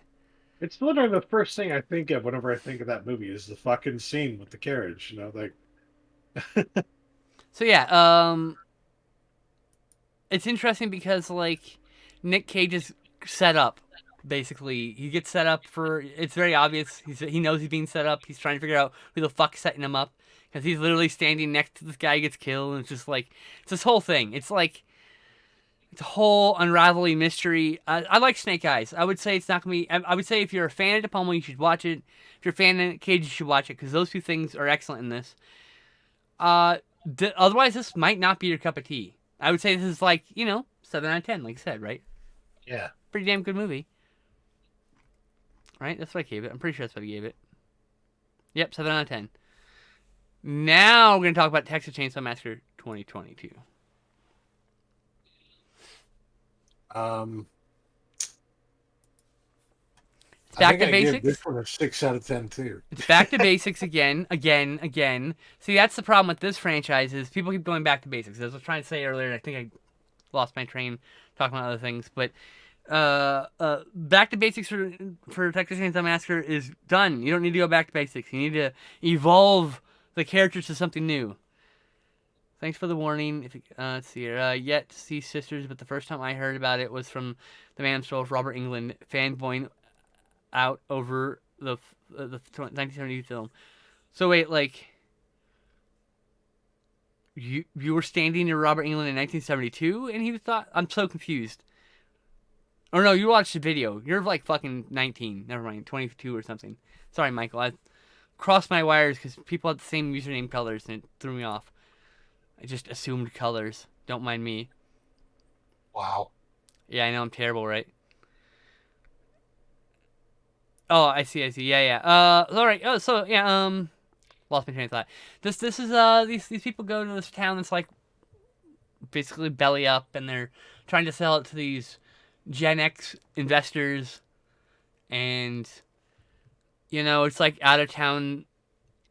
It's hard to explain. This movie, They're not really likable characters, none quite of them. frankly. None of them are likable characters. And I gave it a 7 out of 10 simply because, as a slasher film, it was pretty good. Like from the cut and paste basics of a slasher film, pretty good. Okay, as a Texas Chainsaw Massacre, a little disappointing they went back to basics. I feel like 6, 7 is probably around the range most people should have. A lot of people gave this movie a 1 for some reason. I don't think it deserves a 1. oh, what? That to me is the definition of somebody who needs to watch more actual one-star movies. So to be fair, not all art's for everybody. I'm sure I see movies that rate 1 star that people think are 7 stars. It's just the way it goes. But yes, Yeah. I mean I agree.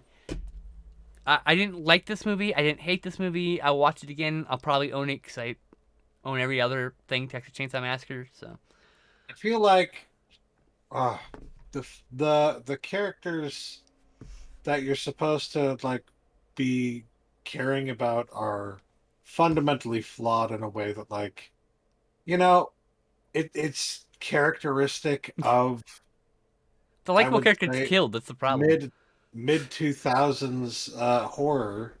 And it's not this. I don't think there's necessarily anything wrong with the idea of like not liking the people who get killed. It's like that is kind of a tradition in certain horror movies, you know. But at the But same time, it's like I wish I knew more about these people. They're so two-dimensional. There's so very little. If I were to do this movie, I would have given them a little bit more plot development. also Just a tiny in bit. classic slashers, most of the time the final girl is the most likable of the bunch, and that's not the case in Yeah, this movie. No one's yeah. very likable. They're all hugely flawed, but not in a way that I give a fuck about. A friend? Oh, new follow! Hey! Alright, next film. That's all I really have to say about that movie, to be honest with you. I don't, not to be rude to the movie, I just It was okay. There were some moments of didn't like, hate it. whoa, cool. And then there were moments of, didn't like that. So, what are your thoughts on Paranormal Activity Next of Kin? I watched this on like one of my worst days of my life, actually. So that didn't help at all. Um, it's not directly connected to the Paranormal Activity They did a series Hellraiser on our in fucking favorite franchise, any favorite way, modern shape, franchise. or form. You can, I think, technically find a way to connect it. The movie itself does not It is make any connected attempt to connect it. in the name of the character, the evil spirit, and That's basically it, right? That's it. and there's like the paintings that you see, the little depictions, Yeah. and a few little things. But the thing is they did a Hellraiser job where they just took a movie that already existed and put some Paranormal Activity stuff in it. Yeah. Then they give you the supposition. The supposition? I don't think that's the right word. They give you the idea that it's supposed to be a found footage film, but then they cut back and forth between multiple camera people that don't exist in the scene. So sometimes Yeah. it's making a big deal about the camera's part of the scene, and sometimes it's like cut to another camera. Where's his camera? It's one of the most infuriating things for me It in goes found from being footage. found footage to fucking cinema verite. I mean, that's the That's thing is this both. movie's actually cinema verite, but it's trying to pretend like it's a fucking found footage film, Yeah. and that's the problem. There's a movie, The Pyramid, a movie I was actually looking forward to. I didn't think it was gonna be great, and it's found footage, found footage, found footage. Last 5 minutes of the movie, cut. We're watching the movie like it's literally like video footage. Last 5 minutes of the movie, it's on film. It's like, what the fuck? That's not how you do this. The premise is you watch it through the camera or through other devices, and those devices exist in the scene. But multiple times in Next of Kin, the device does not exist, so it just ruins the effect of it being a found footage film. So why be a found footage film and just make it cinema verite instead? Well, I mean, they did, but they did it haphazardly. And once again, it has no real connection to Paranormal Activity. So I gave this a 5 out of 10, and it was on the worst day of my life. One of the worst days of my life. I didn't hate it that much. I gave it a 6 out of 10. It's not a bad movie when you take It's it okay. apart. Real from- generic. Yeah. I feel like it in some ways they were kind of inspired by the kind of stuff that Ari Aster's been doing, you know? Oh, But wow. at What the a same fucking same time, miss not in in that a case. not in a really good way. Yeah, they didn't do a good job of it. It's just Like, what the fuck is Yeah. this? Jesus Christ. It was okay. Probably didn't need to happen. Probably could have done a better job with the Paranormal Activity franchise with a lot less and with a An original script. premise that actually was tied in some way to the Yeah. fucking story. Right? An original script that was actually related to the franchise? Yeah. It's like an attempt to reboot it, I think. Please don't say that. No. I hope they don't. Well, it wasn't very Oh. popular, so I doubt they will. But Just like, go back to the original franchise. Fuck's sakes. yeah. Finally answer the loose hanging threads of that fucking franchise. I've been waiting years for that. It's like one of my favorite modern franchises, Paranormal Activity. A lot of people hate them. It's fair. Not everyone digs the found footage. Some people have an unnatural hatred towards them. Whatever. Some people get motion sick from them. I totally understand why they don't like them. You know. Now, the coolest thing about the first movie to me is that it was made on a budget of $15,000. Yeah, okay, but like in the same way that fucking El Mariachi is made on $20,000, and the fact that it was made for that, and then sold to the studio, and then the studio did $1 And the million studio, in yeah, post processing and effects yeah, work on Paranormal Activity, and they did like $375,000 of like film print up conversion and cleanup work on El Mariachi. So yeah, $20,000, kind of. $15,000, kind of. You know, yeah. But I even don't if think. you add that $1 million, and it's still pretty Oh, impressive. it's very cheap. I have to say, and like, and that's nothing. I mean, I feel like Paranormal Activity probably needed that. I don't. I think it probably wouldn't have been as good Maybe. I mean, without that. So I think I think it the could have added stood on its stuff. own, honestly. I I would think love to see the version that I'm sure doesn't exist anymore. it But probably does. I bet you the director has a copy somewhere. ah, I'd keep I'd it. love to see it. Yeah, I would too. It's the lowest budget film that is the highest on my personal list of GOAT films is Cube. Cube is great. Cube 2, not so much. And Cube's zero. then they kept making Cube movies, and you're just like, They're no, talking we about can stop now. now. They're talking about rebooting Cube. It's been like 20 years since Cube came out. I think that's a good idea. I think Yeah, you could do if they did it right, they could do it. yeah, Yeah. and you could do it with and reference the original movie as if it were in universe and still going on, and then you can. It's technically a sequel slash reboot. Fans of series tend to like those because they can continue the series. Feel like the series is continuing. That's sarcasm. Anyway, The Ghost in the Darkness. The Ghost in the Darkness. Val Kilmer, Michael. Oh yeah, yeah, What's yeah. his face? Michael. What's his face? This I had issues with this What's movie. his face? Michael what? Michael, I don't know. Jesus Christ, I was going Douglas. Sorry, go. Michael Douglas, yeah. Fuck, I'm sorry. Yeah. Um, I had problems with this movie Big problem. because it's a very white savior centric story, just like white man comes from civilized society to Africa to save the black man from lions. Because of course, who would know more about killing lions than the white man who has never seen a lion in his fucking life? What the fuck is this story? Right? And and then on top of it, this movie is 45 minutes longer, but Michael Douglas, the fucking actor who was the producer, cut the movie without the director's permission. The same thing that happened to American History X, by the way. That shit pisses me off. You think you know better than the fucking artist? What the fuck is wrong with you? Ah, that shit bugs me to no Collaborative end. effort. You do not just fucking do that shit without asking or without talking to the person Like, or and he did it for the working most with vain them. reason possible, because he wanted more screen time and top billing. I'm not fucking kidding you. I'm not fucking kidding you. This is in the IMDb trivia.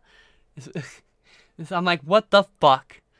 But The that being amazing said, thing is, you don't even see him until halfway through the fucking movie. Like, he doesn't make an appearance until halfway through the fucking movie. only in 45 minutes of the movie, he gets top billing. Oh, The movie's already overlong. I feel like it's overlong because they choose the wrong scenes because they needed to make Michael Douglas be in the movie more. And I bet you if they had the original cut, it'd probably be better because it'd be less Michael Douglas. And Michael Douglas is a very small part of the original cut. That's what drives me nuts. He was a small part, and then he became the highest listed actor part. Baffling. That shit bugs me so much. Producers keep their fucking dicks out of the Cheerios of creatives. There are elements of this movie that are very well done. Yes. Like, I can't deny that as much as I hate what the fucking story's about. It's like, it is technically a good movie. It's based on a historical thing, though, too. They are playing on. There are a lot of movies of this ilk during the 90s. You know, there were a lot of movies that kind of like felt like this in the 90s. Most of them were like white savior for Native Americans. Like you had the Last of the Mohicans, you had Dances with Wolves. Dances with Which, Wolves, by the way, right? I'd like to rewatch again. I haven't seen it in probably many years now. So And this one is like that, but it's with Africans, and so it's it's like, based on a real event, a real like someone's actual yes, like biography or whatever or memoir of the time. And so like they would have depicted the problem themselves is, as a is hero, I'm this sure. movie Yeah. expects us to care about people hired by a corporation to protect corporate profits over people's lives, and I just don't. I don't care about any of this. I want the Lions to win.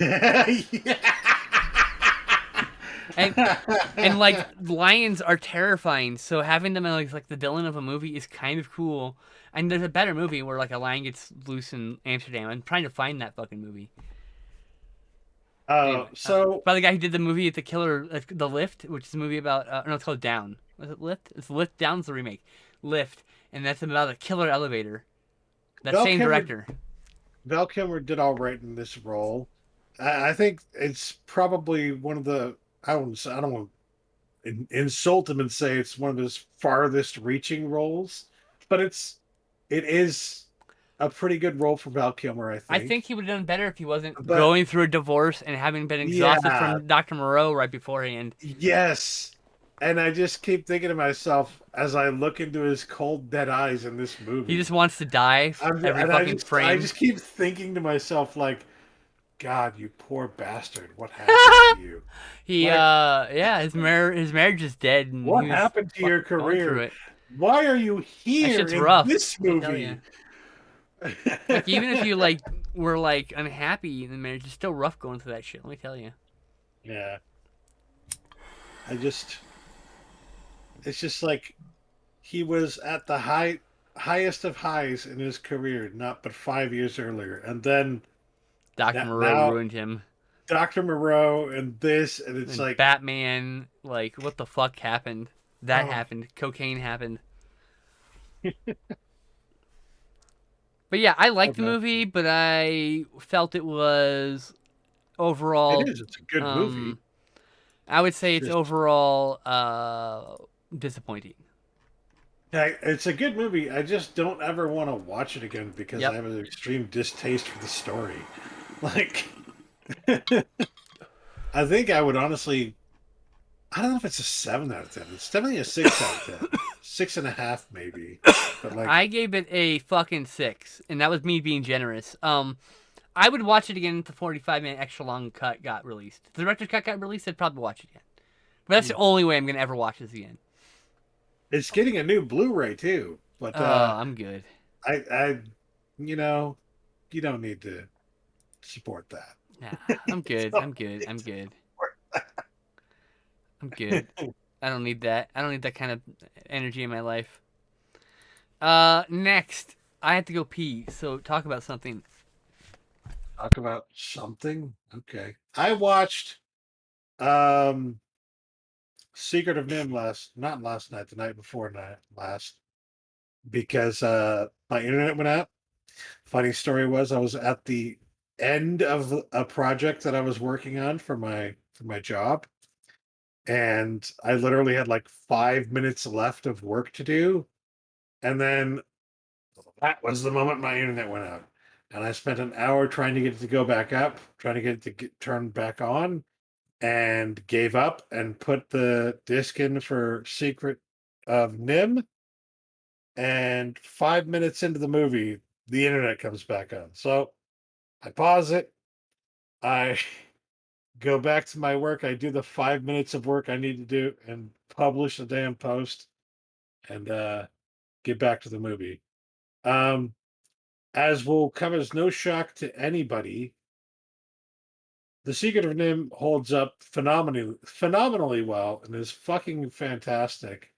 And watching it now, I see a lot more parallels between like this story is definitely about in some ways like the Holocaust and shit, you know? Like these are definitely characters who are uh you know talking about their experiences with like a diaspora with escaping a terrible fate and being traumatized by that to the point where they fear that terrible fate befalling them again, and that trauma being represented with like this every spring they have to move kind of thing. There's a lot of stories like that that are, not so subtly talking about the trauma experience from the Holocaust. And so, um, yeah, I heard the I word Holocaust. What were we talking about? I'm talking about the Secret of Nim and how it relates and how the Oh, what an story incredible fucking is movie, going to by the talk way. about that. It's like the subtext Yeah. alone on that is like well above children's like understanding, Yes. which is why it's beautiful because you can go back and watch it as an adult and Yes. That's what I was perhaps talking about. Yeah. garner that. Yeah, And Don Bluth, love fucking John Bluth. phenomenal. Oh my What god. an incredible titan of animation, let me tell you. There are issues with the print that is currently on Blu-ray, but Mm. Don Bluth is such an amazing Is that fucking the Criterion release? filmmaker. I don't think there's a Criterion release. Oh, that's Watership Down. Sorry, I mixed them up. Oh Sorry, no. the other bunny movie. My What apologies. the other Both are very good, by the deeply way. disturbing Just bunny movie. Yes. disturbing This bunny one's movie. about rats and mice. There are bunnies in that though, in The Secret of Nim. You're not wrong.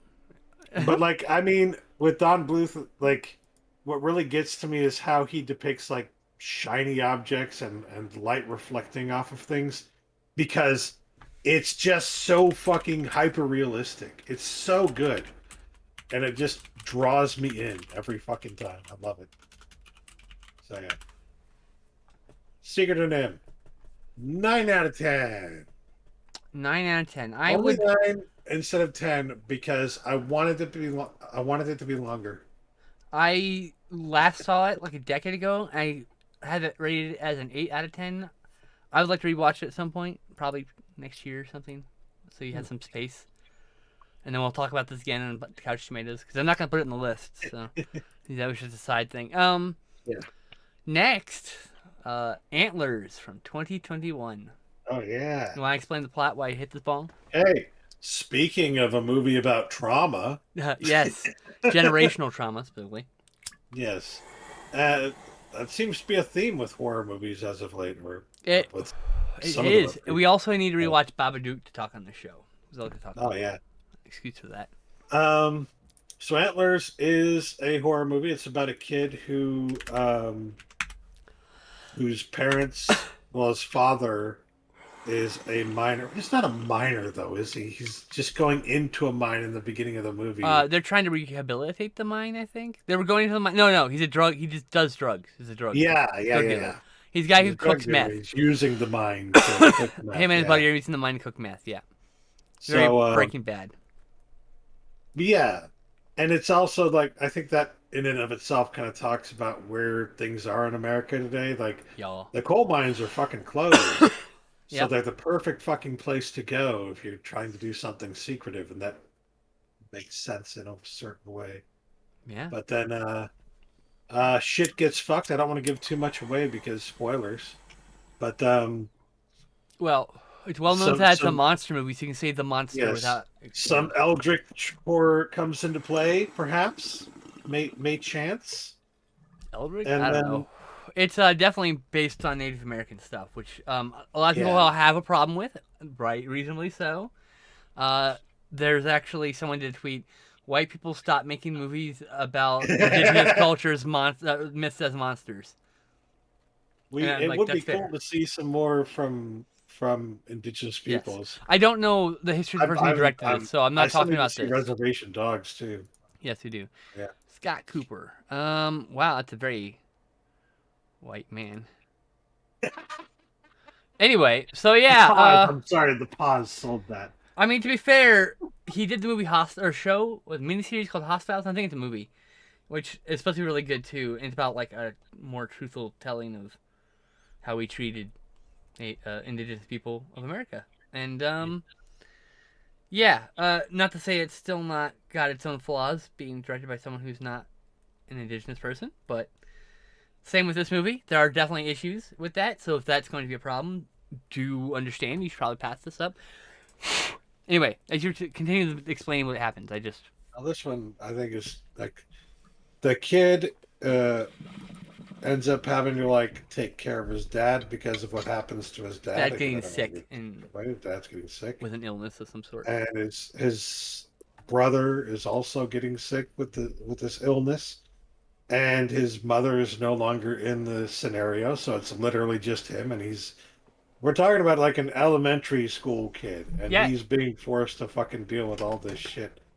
And at the same time, he's also got bullies at school to deal with. And hey, if this sounds potentially triggering, Yep. the good sign to maybe not watch this movie. The bullying stuff's not super bad. I'll be really straight up with you. It's just everything all together. Yes. If there are more than a few of these things that you have experience with that check off a box Yep. for you, then yeah. Subtextually, this is Be about careful. the degradation of our environment and drug abuse in small Mhm. towns where, say, coal mines and stuff like that, natural gas plants, a lot of stuff have closed down. Um, And and the way the poor have been fucking forgotten in this yeah, country. and and also about about generational trauma of abuse and people. The complaint I saw, there's a complaint I saw of people, that people had. Excuse me. There's a complaint I saw that people had, that said that like these themes don't really mesh together. But I think they're missing the point that these things are all the same thing. The pollution of our planet is generational trauma put upon us by the previous generations. Yeah. Drug abuse in small towns are put upon us by corporations of the past who no longer operate there. And that work's gone, and the violent abuse is because these people are suffering has suffered through generations of abuse, Mm-hmm. and so these all these themes interwoven into this film, and holy fuck, this movie is great. I don't know what the fuck people were complaining about. I think I gave this like a 7 or 8 out of 10. Like, I gave this a 7 out of 10. Yeah, I think it's a 7 out of 10. But it's like so close There to an are 8 out of issues that 10. we've discussed already, but like Yes. it's good. There's a lot of subtextual stuff going on there that like I think a lot of people probably didn't understand or appreciate. Yeah. That's the way it But goes. it's good stuff. It is very good. Outside of those obvious issues, with the indigenous representation of the mythology. But next, the movie in which Charles Bronson chases down a serial killer who kills people fucking naked, 10 to midnight. That's a premise, by the way. 10 to midnight. That I did not know what that movie was going to be. Me either. I had a vague idea that the killer killed people naked. That's it. Someone told me it was like a slasher movie with Charles Bronson, but it was more like a serial killer movie, or more like, Yeah, like. There was another movie we watched with another big star. I was from going that there. era that's a slasher movie for We're sure. right next. But we're going there next. That's going to double bill those 10 reviews. to midnight. Really. I never really thought that. I've seen a few Charles Bronson movies in the past, and I never really liked them. I always found them boring. Right.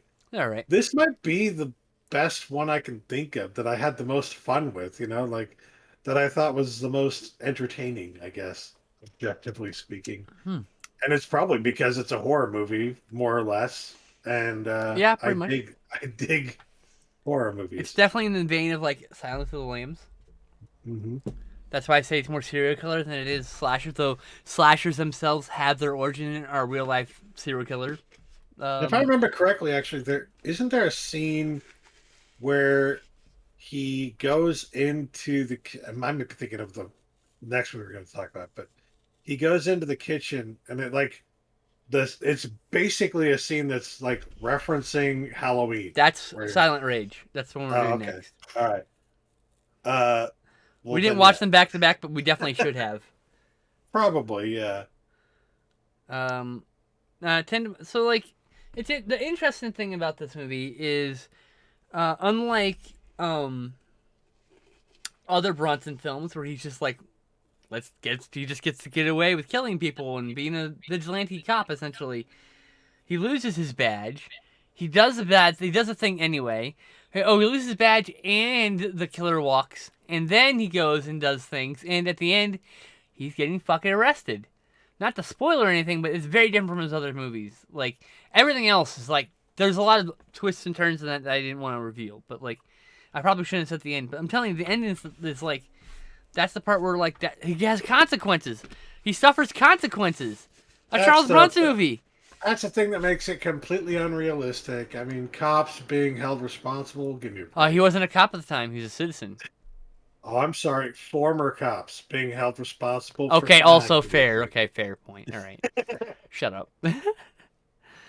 Let's see. I'm looking at Charles Bronson's list here. What else did he get? He did Great Escape in Dirty Dozen. He's Once Upon a Time in the West is his best role. Oh, yeah, for sure. As brief as it is. Excuse me. I really like Mr. Majestic, but I also read the book before I watched the movie. So yeah, 10 to Midnight. It's like it's the by the book, Bronson up to a point, and then there's also a naked guy killing people. There's not. I don't know if there's ever a reason given why he's naked when he kills people. It seems kind of ludicrous that he'd walk around naked with a knife and not get caught by somebody or seen.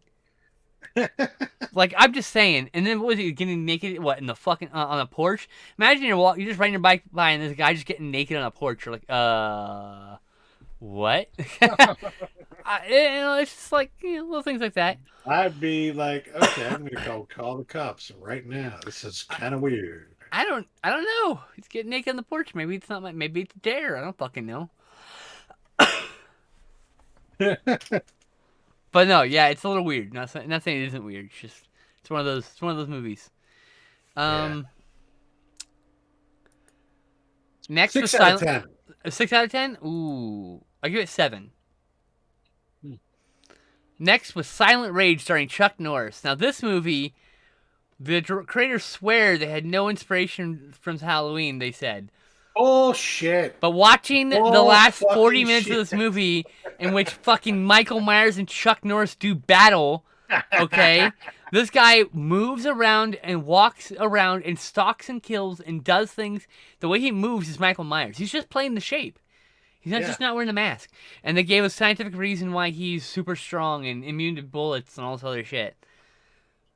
To be fair, that I love that element of it because they make it into a fucking Frankenstein movie, basically. Oh yeah, that was his original thing. But like, and then there's like the doctor.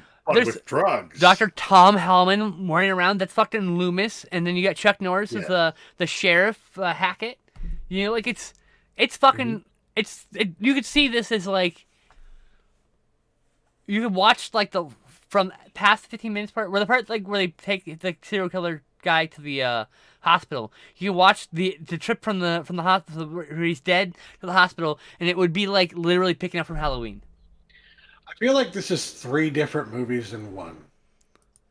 I feel like the one scene was Frankenstein, you've got your Halloween, and you've got your fucking Chuck Norris. In a way, roundhouse kicking people, but they're not, because Halloween is Frankenstein.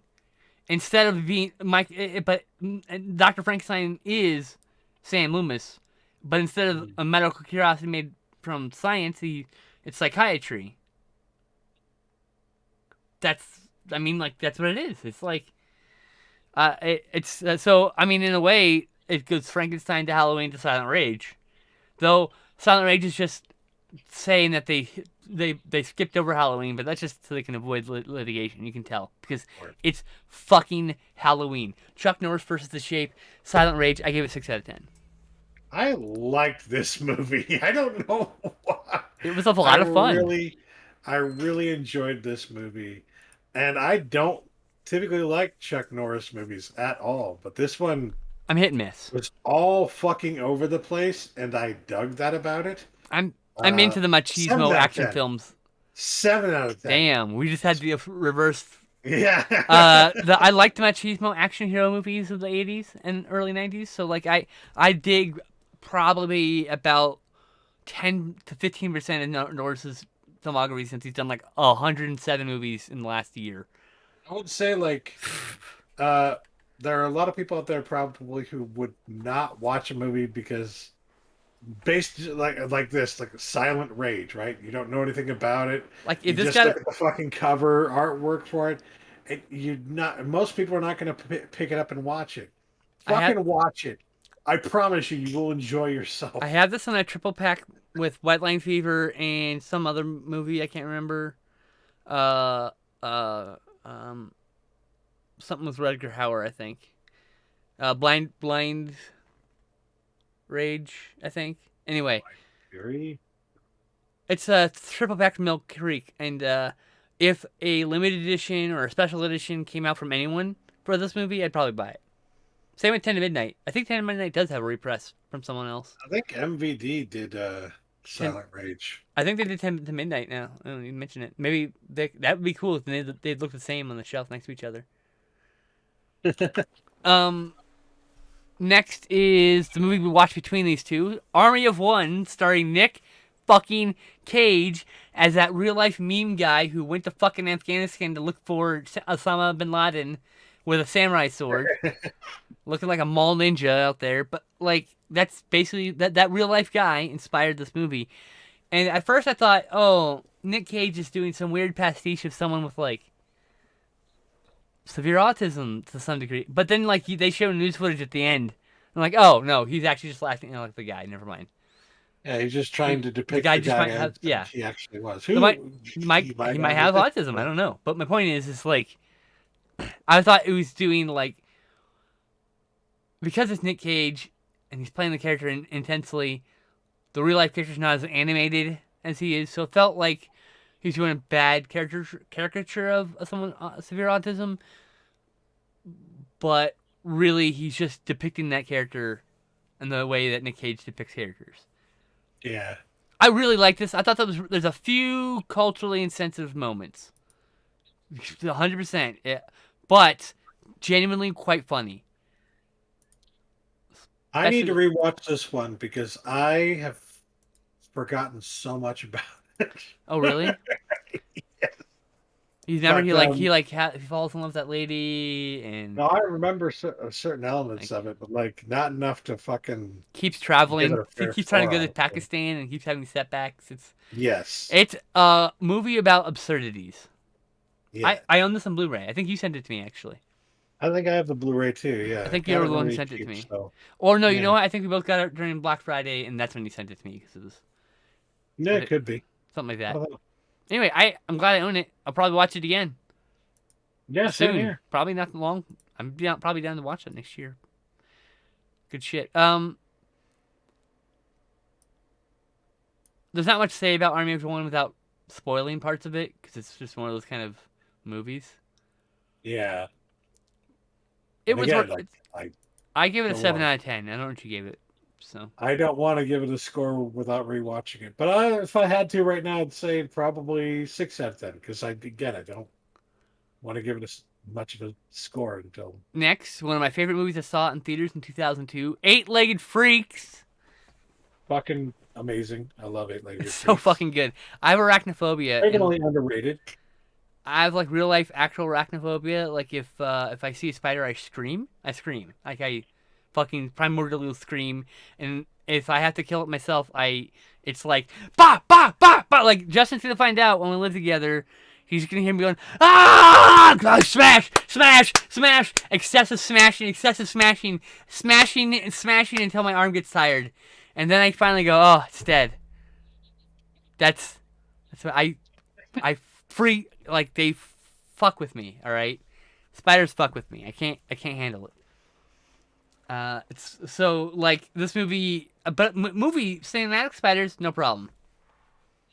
Especially when they're giant fucking car-sized spiders.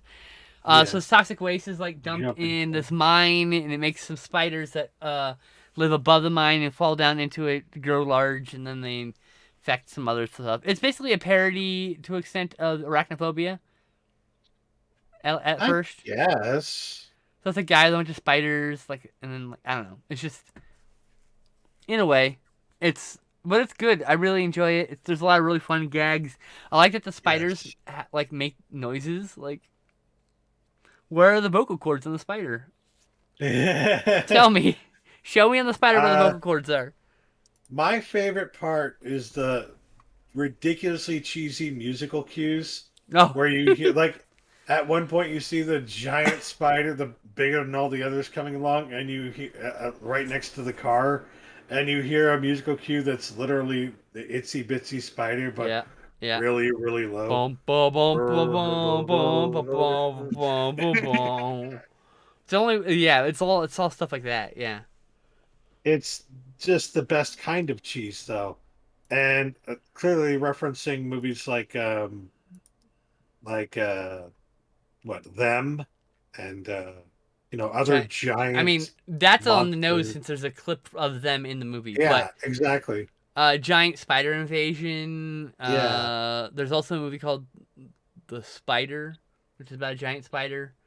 Spider that Conquered Earth, something like that. I can't remember what it's but called. it's taken to the nth degree. Hmm. I think one of my favorite parts about it is like something that they do in this movie that never would have happened in any of those earlier movies is fucking motorsports, but with giant spiders. Yes. You know? They're running away from the fucking giant spiders on motorbikes. And like at one point, one of them does a fucking trick to kick a spider away Yeah, it's such a in little. I can't remember midair. what the trick is where they kick the. They're on the bike's still going this way and they kick their Yeah. legs out that way, but like they just animated a spider getting kicked. It's so silly. Yeah. Extreme sports. I like It's extreme amazing. sports in my horror films. Fuck yeah. It's truly tongue in cheek madness. David Yeah. Arquette is genuinely delightful in this movie. He's like you rooting for him from the beginning. Like I would say David Arquette's not always a successful actor in the roles he plays, but he does. He just eats. He chews the scenery up in this. Mhm. Also, if you like David Arquette, you should check out "You Cannot Kill David Arquette," Oh yeah. a Great. documentary Great about book. David Arquette doing wrestling. We discussed that like several episodes ago, but that is a highly recommended. If you have always thought David Arquette was something or whatever, had thoughts about him maybe negative, watch this and you'll see a completely different person than you thought he was.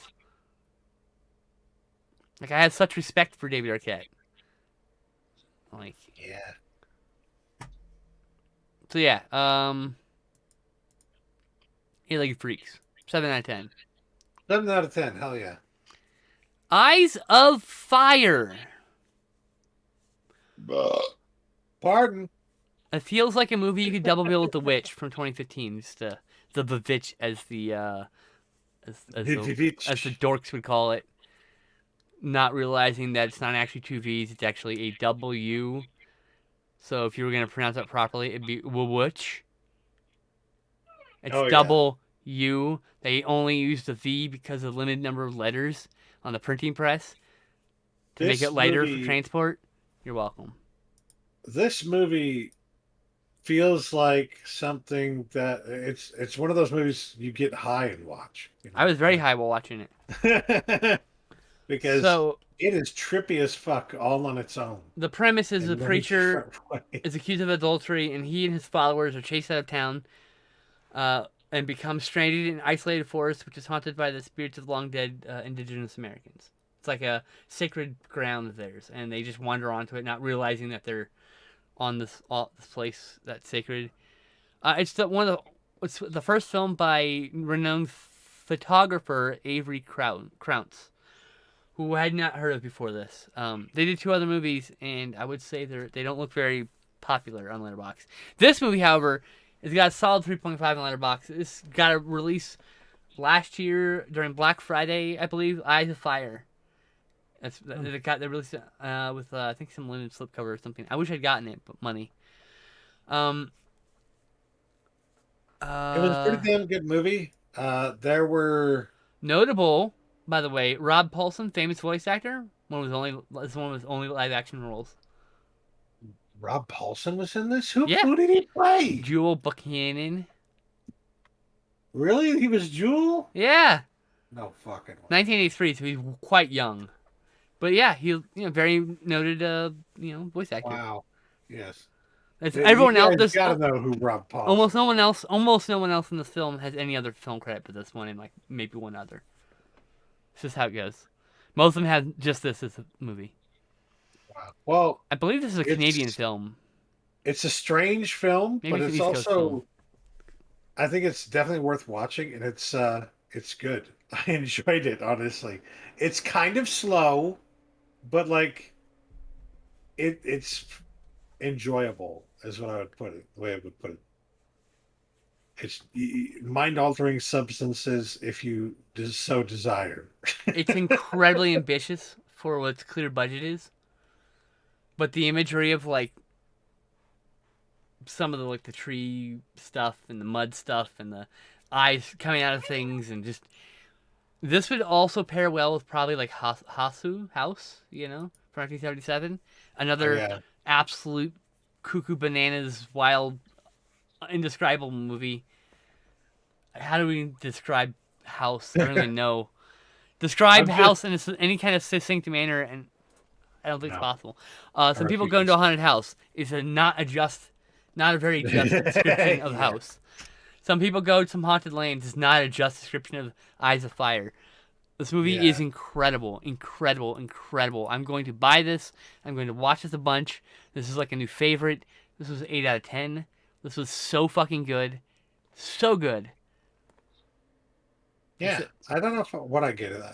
I gave it either a 7 or 8 out of 10 as well. Let's hear it. Are you following each other on Twitter on here? What's your fucking logo look like? I don't know. What are you talking about? On Letterboxd, I can literally see what you rated it. I haven't used Letterboxd in months. The fuck? It's not gonna help you. What the fuck, dude? Why gotta do me like that? Jeez.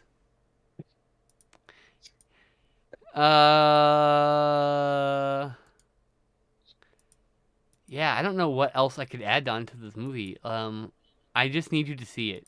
If this even remotely, like the premise of it, these people getting kicked out of their sect in their town by the existing people ties really well into the witch.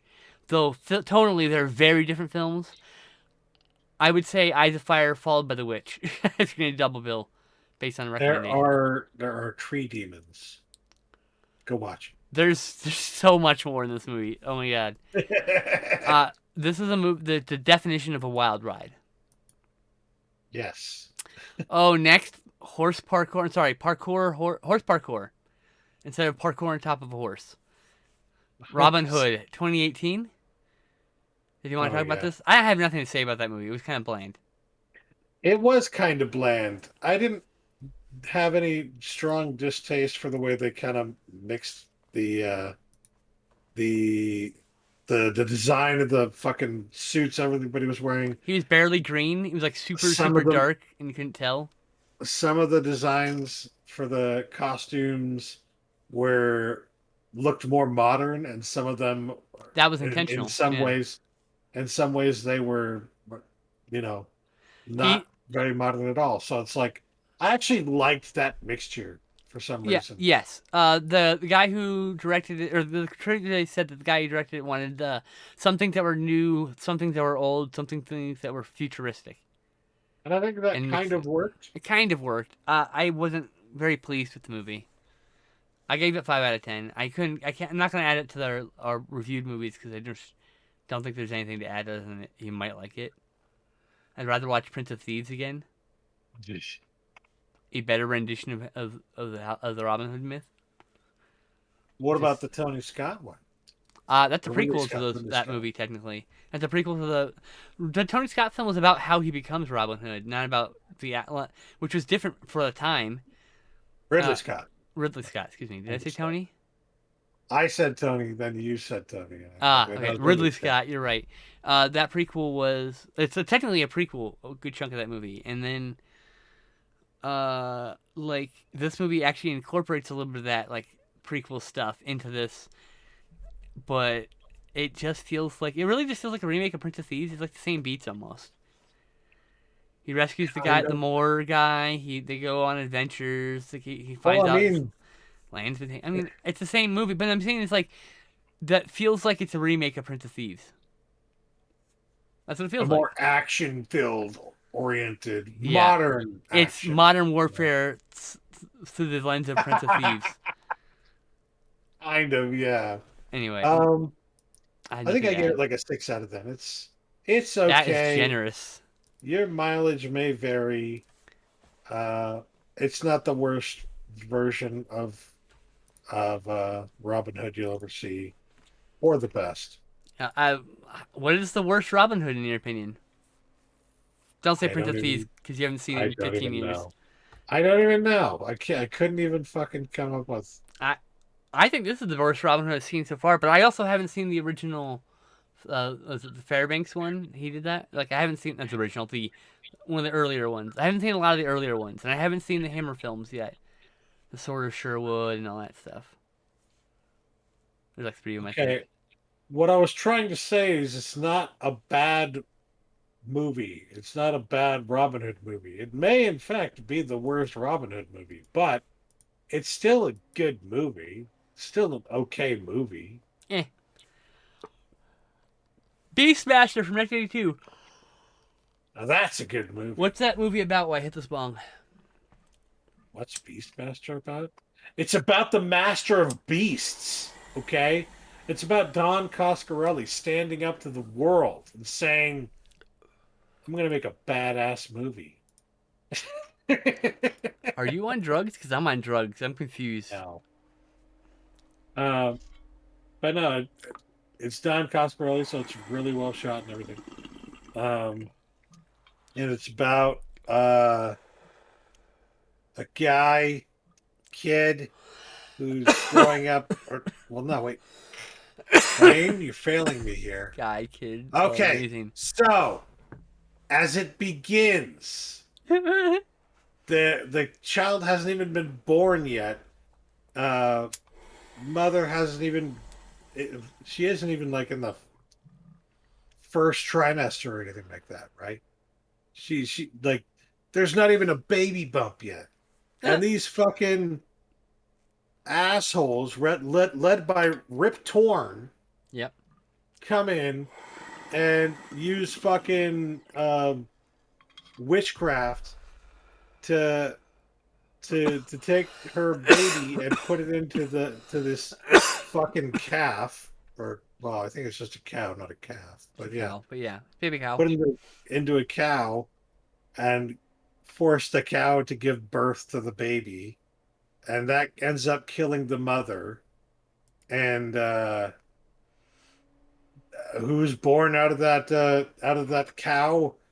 Beastmaster, who becomes master of beasts at the end.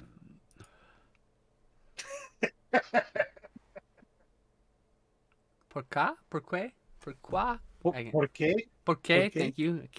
I'm not good at Spanish. Not even good at Spanglish. I'm bad. I'm just bad. Not even good at English. To be fair. No, like after as the kid is about to be fucking killed, he is saved by somebody from, I guess, kind of far off lands. It's kind of a trope you see in other movies of that time, of old wizened man stumbles upon a child who is either endangered or out in the wilderness with no parents or whatever, and takes the child in and teaches them and takes them in like they are their own child and whatnot. The part that I just want to out is that because he was born of beast, he can speak to beasts. I didn't even get to that point yet because we're not at that point in the story. You could have said it after he was born from the cow, was my point. Well, we didn't know he could speak to beasts at that point. It's called Beastmaster. I did not know. Well, that's why I said his name. His name is Beastmaster. His name is Dar, by the way. Dar the Beastmaster. It's Dar, yeah. Dar! We just did the same thing. It's great. Dar. I love Beastmaster. It's, by the way, this played on TBS and HBO all the time. And TBS stands for the Beastmaster station. HBO is, hey, Beastmaster's on. case you're curious. um, so the village that the kid gets he Adopted in. grows up Yeah. in, gets adopted into, ends up getting destroyed Like Conan the by Barbarian. yeah, like yeah, and Beastmaster go Dar goes on a quest for revenge, and it's at this point. I think it's at the point when the village is being taken over, or shortly before then, that he discovers or it's revealed that he can like see through the eyes of beasts and command beasts and It's talk to he's beasts. like in. What happens, I Whatnot. think, is he's in quicksand and he's like trying to get these. No, that was a little bit later. Yeah, that's later. Like it was. Because I Oh know no, it was there's a like as moment a with his tiger, right? dog. It was the black tiger, which was just a No, there regular was a moment tiger. with his dog during the whole thing with the Oh village yeah, being. yeah, yeah, yeah. But it's not really revealed what that is until it happens again later with And like then no, but then shortly after that, he sees through the eyes of like a beast or whatever, like that. You know, the beast vision, as it were. yeah. And that's when the hawk comes into play. I think at that point, and then after The hawk that, was the ferrets badass. come into play, and then after Toto that, and I Poto. think That's the only ones I the remember. the the tiger comes into play. I always wanted a pair of cats to call them Black Toto and tiger. Poto. Always. There are elements in the story that, upon watching them now, you're like, oh, that's kind of cringe, because Understatement. Dar ends up essentially sexually assaulting someone, and it's like, oh, don't like that. Oh no, yeah. Don't like that. He like forces someone to kiss him, and he's just like Now, trying to blackmail him, or I shouldn't. He's trying to granted, pressure them into having sex with him, but he yeah. stops and then kind of like earns her respect over time, which is, the way it should be. But that whole thing began It's by awkward. him assaulting someone, and Yeah, that's not cool. That's super not awkward. cool. It wasn't necessary. Why is it in this movie? Um, It's to show how primal the yeah, movie is. I don't know. that the girl that he did that to, by the way, who he ends up wooing, is it the daughter or the sister of the somehow familially related to one of my favorite characters in the movie, the black guy, who I love because it's a positive representation of a black fucking character whose fucking skin color never even once comes into play Hmm. or is mentioned or discussed whatsoever in the film. He's just another fucking character. It's beautiful. And he's a fucking strong badass who is not like the first person to die, like in all those fucking. John Amos is the guy. Yeah. He's in Die Hard And I've seen him. 2, Yeah, I've seen him in a bunch of other Uncut things Gems, too. Coming to America, and Coming to America. And I would say Uh, in a lot of those movies, he is not given the same kind of respect oh, as he is he's given in Badasses on the in the role for Bayou. this movie. Badass in the Bayou is the least good of the Badasses series. Badass series. Yes, Beastmaster is fucking incredible, and it does not surprise me that you learned while we were watching this that Don Coscarelli was offered the opportunity to do Conan. Isn't that what you said, Conan the Destroyer? Yes, but he was too Yeah. silly or something like that. I But like, I don't understand that concept. Okay. it's really good. And then Yeah. we haven't gotten to watch it yet because it's not streaming anywhere yet, or that we know of. But after Beastmaster, we go to Beastmaster 2, in which Beastmaster travels through time to modern day New York, Called Through the Portal of Time, in fact, I believe. which uh, it goes from really cool fantasy story to what the fuck? I mean, that's a fantasy story. It's just weird. Yes. It's just very What? weird. Oh, wait a minute. What? And I still need to see Hercules in New York, which is apparently a somewhat similar premise. I love that movie. I wish I had a copy of that movie. I do have a copy of it. I know you do, you bastard. Next, Terry Gilliam's Time Bandits. Oh, Time by the way, Bandits. I gave Beastmaster 7 out of 10. It's one of my favorites. So Yeah, I think it's maybe even an 8 out of 10. wow, I like it. It's a good I movie. really enjoyed it. I mean, I'm glad I have that special vinegar syndrome, the big Yeah, fat box. I only have the one with the slipcover here. That's the box looks Beastmaster. like that, but my slipcover looks completely different. What's the back of Oh your wow. slipcover look like? Oh, unless there's boobs. Nope, I don't think so. That's the back of my box. No. That's cool. I'll at least get the same artwork. I got an exclusive slipcover artwork, which is cool because I mean we both got something. You got to still see the really cool art they made, and Yeah. I got to see some cool exclusive stuff. Anyway, Time Bandits is about this kid who gets adopted into these time pirates, and they go through time to have adventures. It's a fucking weird movie. And you'd think, oh, it's about a kid. It must be a children's Is movie. nope, nope. Pause on that one. There are three movies. It's Terry Gilliam has a trilogy. It's Time Bandits as absurdities or like age shown like adventure as a spirit adventure shown through the child's eyes. Then he has Brazil, which is through a 30-year-old's eyes, and then he has what's the last one? Oh, Baron Munchausen, which is Ah, through an elderly man's eyes. So it's like three stages of a life, basically, and how they each view venture and absurdism. It's kind of cool. I like and all those this movies. isn't So. the only movie that he did that was based in time travel. There was also, of course, 12 Monkeys. Yep. 12 But monkeys.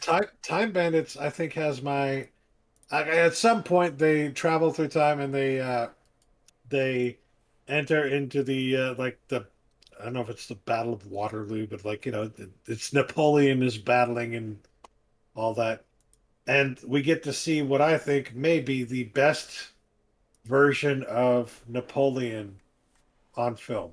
Like he was so good as Napoleon. I forget what his name is. Hold on, dude. I love this. You're obsessed with this one minor character in the whole movie. Well, I it's can hear the me laughing best through your version of speakers. Napoleon. It's probably not true, but It no, it's is. not true. I know it's not true because Bill and Ted exists, and Oh that yeah, had it's the best Ian Napoleon. Holm. Ian Holm. No. Bill and Ted's Excellent Adventure is the best Napoleon in film. No, Ian Holm, best Napoleon. Guy from Bill and Ted, best Napoleon. Are you trying to tell me Bilbo Baggins isn't the best Yep, Napoleon? he's good. Bilbo Baggins. Ah, let's sigh. I will Back to say, Time Bandits. I will say, the Explain Bill and something more Ted than version fucking is good. Napoleon. Jesus Christ, what's up? What happens? I can't remember. You can't remember. I've seen this movie like 6 or 7 times, so I can't remember a You fucking can't. thing ever. Oh, except the end where Chris Angel shows up. It's a stage magic show. Yes, there is that The, part. the, Oh the my villain god. shows up and like magic shit starts going. He starts transforming into weird things, and Yes. Justin says, This is like a Chris Angel show. This is what it feels like to be at a Chris Angel show. I think is what he says. But Yeah. yes, This must be what like it's like to be a fuck. Chris Angel show. Oh, and Yeah. that just killed me. But yeah, strange movie. I think the 7 out of 10. There are some very very not kid friendly moments in this. I don't think there's any Yeah. nudity, but there's definitely some real sexual talk that make a kid go, "Mom, what's this?" And you're like, "Oh no, I don't want to have this conversation with my fucking kid right now." So do be aware. Oh yeah. Who was it played? Agamemnon. Sean Brain. Connery, Sean Connery. Yes. Sean yeah, Connery. he turned down Shelley something for this. Duvall plays several different characters in the Hmm. movie. John Cleese plays Robin Hood. I love his depiction of Robin Hood too. It's That so was silly. a better Robin Hood movie than the Robin Hood 2018. Yeah, I will agree with that actually. Um, so yeah, they go like hopping through time basically, and I like a lot of the concepts that the movie has, like with the map. If as long as you have like a fucking image of the map, you can use it to find a time portal or whatever the fuck. I like that. Sorry, I have to do it again. I forgot to mute. I coughed over you, I Jesse. heard myself. I heard myself on the show. Can I'm you watching the fucking show. repeat it so I can edit around it in the future? Thanks. Okay, well, shit. Now I don't remember what I just said. Something with the map. Take a Oh photo. yes, Yeah. I like the aspect that the kid takes a photo of the map, and as long as he has that photo of the map, they can still use that photo of the map to see where a fucking time hole is and use it. So they don't need the map. Oh, and They just take an image of it. the entire crew of Time Pirates are little people. I don't know what the politically correct term would be at present. I think little people is the Okay. correct term. I'm Yeah. just worried that's not it. I do apologize if that's not correct. I'm not trying to offend anybody. And that was because Terry Gilliam wanted adults that were the size of children. I know, offensive, ableist, yeah, all right. But he just wanted it so they were all the same size, so we're seen as equals visually speaking.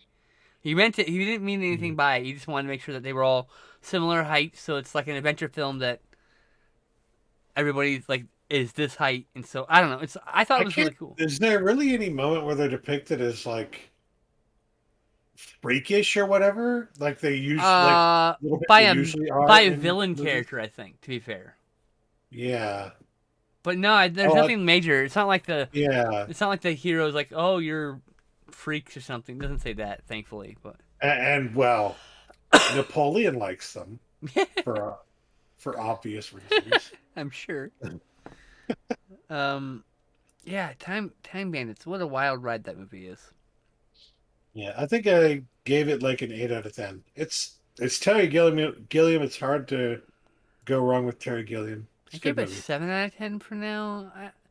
I'll eventually come around on it, but I've been watching it for years, and it went from like being like a 5 out of 10 when I was a kid. I thought it was kind of dumb, but as I got old, because there's an edited version on TV. As I got older, and I saw Oh like yeah. an edited version on DVD, and I was like, okay, this is pretty good. And then the Arrow Video Blu-ray came out, and I watched it like twice now. So like, yeah. All right, so what do you have to say about Blood Fight, the third in the Blood Right. trilogy? The wait, the Bloodsport, Blood third Fist, and and the Blood Fight. oh yeah. I was like, wait, that was the third movie or something? The Blood No, it's just series. um. It's a joke that I was fucking around with when we were watching the So movie. this was this. I think this was shot in Japan. If it wasn't, like the actors were all, or not all of them, but It's either most of shot in them were Japan or Japanese. Little Tokyo or They someplace where there's lots of Japanese signs everywhere. most of the actors were Japanese, Yep. and they were Or Chinese. people who learned English as a second language, and you could tell, and they were all, speaking English and somewhat But broken English at time. But it struck me like I've heard Japanese people speaking it because in Japan everybody is taught to speak English. It's just part of the curriculum there. So, um, but the thing is, like, there's only so many things you're going to learn and take in about the language as a Japanese person. So there are certain elements that sometimes get left out of speech when you learn a language as a second language, and so you can tell like these are people who learned it as a second language. There's nothing wrong with that, and I actually commend the people who worked on this they movie. weren't dubbed. They used a For real yes, voices, which I think is actually fucking great. That's how it yeah, should be. I think they did a pretty damn good But job, yeah, and as far as I you know, understand, it was worth shot in commendation. Japan with Japanese, Chinese, and Thai actors. There's because it's the story for like Bloodsport and Blood Fist, Blood Fight. Yeah, it's the third Blood film. There's a tournament. It's a martial arts tournament from all people all over the world. Blah blah Yes, blah, and then you go to a backstory for 50 fucking minutes Yes. Most of this movie is backstory. It starts out like the fight, one of the pinnacle fights, when like the American best friend gets fucking broken. That whole thing, it's in both movies. It's like the friend gets like hurt and he has to revenge. It's in both Bloodsport and Blood Fist, Yeah. and so which has So its like own the first franchise. 5 to 10 minutes of it is The 45-minute mark setting in up the Bloodsport. main fight in the movie. Yeah, but And it's the then 45-minute mark in Bloodsport, okay. and So then what I'm trying to say is we cut to the guy who's like taping up his hands. He's like got this grizzled look on his face, like there's something wrong, and he's upset. And he's preparing for the battle, and it's like, okay, now it's time to learn why he's here, and the rest of the movie is why he's here. instead of it being like Bloodsport, told in chronological order, they took the beginning and put it in the middle so people wouldn't notice the similarities. Hopefully, that's literally what it was. Instead, otherwise, because you can literally take the middle part of the movie, put it at the beginning, show the whole movie in chronological order, and it's just a remake Yeah. of Bloodsport. The fucking the framing device is just to keep from being sued or something. Like, I swear, it is by the numbers, like rehash of the same story. There's literally nothing notable here except for a few Hey. martial art fights. Some of the characters are very different. I like that there's that fucking Just roll my eyes for you. No big deal. there was that character that you told me that reminded you of a wrestler today. Yeah, I don't remember. Well, I don't remember now. Well, anyways, he was like the leader of a gang, and I remember vividly something I will never forget about this gang is that one of the gang members had like a pair of ripped jeans that he has on, and like like one whole ass cheek is removed from these jeans. So you always see at least one whole ass cheek of this guy. And he's got, I can't remember what's written on his ass, but like there's I think it's Words. like don't grab it or whatever. Yeah, Like- don't touch or something like that. Yeah. Did I say Orange Cassidy by off chance? Is that who I said? uh Were they wearing like denim jackets and pants and white shirts? yes. Sunglasses? Yeah, That's, okay. yeah. What's funny is my Forza 5 Horizon character, today I turned into a fucking Orange Cassidy clone. I have to watch tonight's Dynamite still. That's what I'm doing after this. Actually, I think I have to talk to my girlfriend, and then I'm gonna watch wrestling. That order. But So yeah. it's This a movie- movie that's just basically ripping off another movie, but it didn't suck. I give it It's a 5 alright. out of 10. Unnecessary, but It I wasn't. enjoyed it. I didn't think Yeah, it it's was. like a 5 out of 10. I didn't think it was any better. Like I would seriously watch any Blood Fist before I watched this again. I didn't even like Blood Fist 3. You know what? The best way to watch this, I think, is to watch like a riff tracks version of it if it exists. Something Oh, like this that. would be great as riff track. In fact, if we ever Or do if movie gang, when we get if we ever do movie gang bang, this is gonna be a movie gang bang. for damn sure. Yeah. If Like I know enough. we could just have a joke about him when you see him in the locker room, he's taping up his hands at the beginning. He's like, "This isn't Bloodsport. It's not gonna be Bloodsport. It's fuck, it's Bloodsport." Oh God, that feels like a Mike Nelson joke right there. Like, oh no, it is Bloodsport. Yeah, I mean, like, I can't 5 out of 10. I can't really give it anything higher than that. I want to, because you're right. There are a few characters that are like really memorable, and there's some actors doing some martial arts actors doing some really nice martial arts fights here, actually. But it's only for the most hardcore fan of these kind of movies. Yeah. This is actually seen all the secondary films, the second tier films, and the genre of people fighting in tournaments. There's a whole genre of action film, and there's a lot of them. There's like several hundred of them. The underground illegal fighting tournaments is a thing. Kumite. I have a like 12 movie list on Letterboxd that has basically every illegal martial arts tournament, MMA style. So I avoided things like cage fighting and boxing. It's called Kumite. It's the name of this list. Oh, In case anyone's good, curious. good. I was gonna say it should be called the Kumite list. Illegal martial Good, arts it tournaments is. in cinema. There's 33 movies on that list, by the way. Uh, but like it's a whole genre of action film. Some of them are quite good, like Bloodsport, Blood Fist 1 and 2. Number 2, Blood Fist 2 is really good. Um, there's some that aren't good. Street Fighter, Mortal Kombat. What was the other one? The Quest, which is directed by Van Damme. Good lord, that was a. I remember that being a real stinker, and I watched that in the '90s. I'd like to rewatch it now, but I have a feeling I'm still gonna hate it. But I want to give it a I fair have a shake. feeling I'm also gonna hate it. But yeah, next we're gonna hop around to Black Roses, the last drive-in edition Oh yeah, Black with the Roses. Boulet brothers, Oh yeah. which I will not comment upon.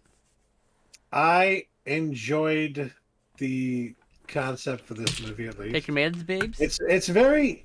It's very much like it's something that you saw a lot in movies, in horror movies at that time.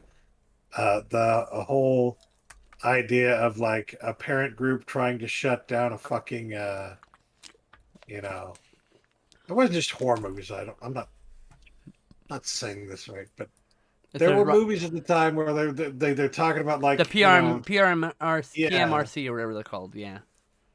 yeah, people trying to shut down like certain bands and rock groups and shit like that, like Trick or Treat, which gets mentioned by Joe Bob. Joe Bob in It's this. also Rock and Roll Uh, Nightmare, Hard Rock Zombies, yeah, Slaughterhouse Rock. By the way, Hard Rock Zombies, Slaughterhouse Rock just got a double feature Blu-ray from Vinegar Syndrome, and yes, yours surely bought it already because it's one of my favorite movies of all I time. would even in the Hard Rock Comics non-horror is sense, I would even throw in like Rock and Roll High School in terms of rock and like roll, rock and roll, rock and roll high school, like rock exploitation.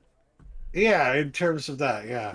So I guess there's like 70 something horror films or something you said right in that genre of heavy metal horror specifically. There's a book yeah, called Heavy Metal Horror. I highly recommend it. By the way, and I like this one. I do think it's somewhat cheesy, but it's fucking enjoyable.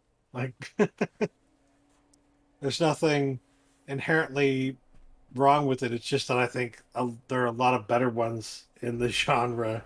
I like The Gate a lot better than this. You know what oh, I The Gate mean? is also on that list. Yeah, Yeah. I love The Gate. It's one of my favorite horror films. It's up And I, there I even in the like whole Trick or list. Treat a lot better. And the funny thing about Trick I've or not Treat is seen that Trick or Treat at all. That was you and it, what's his yeah. face. Leave it at that. No, I just watched it on my own. Oh, you did? Uh, Okay, wasn't me at all. I didn't see it. I'd love to. but High on my list. it always gets mentioned as like because it has like Ozzy Osbourne in it, right? And it's like um, And Gene Simmons, I think, right? and Gene Simmons, yeah.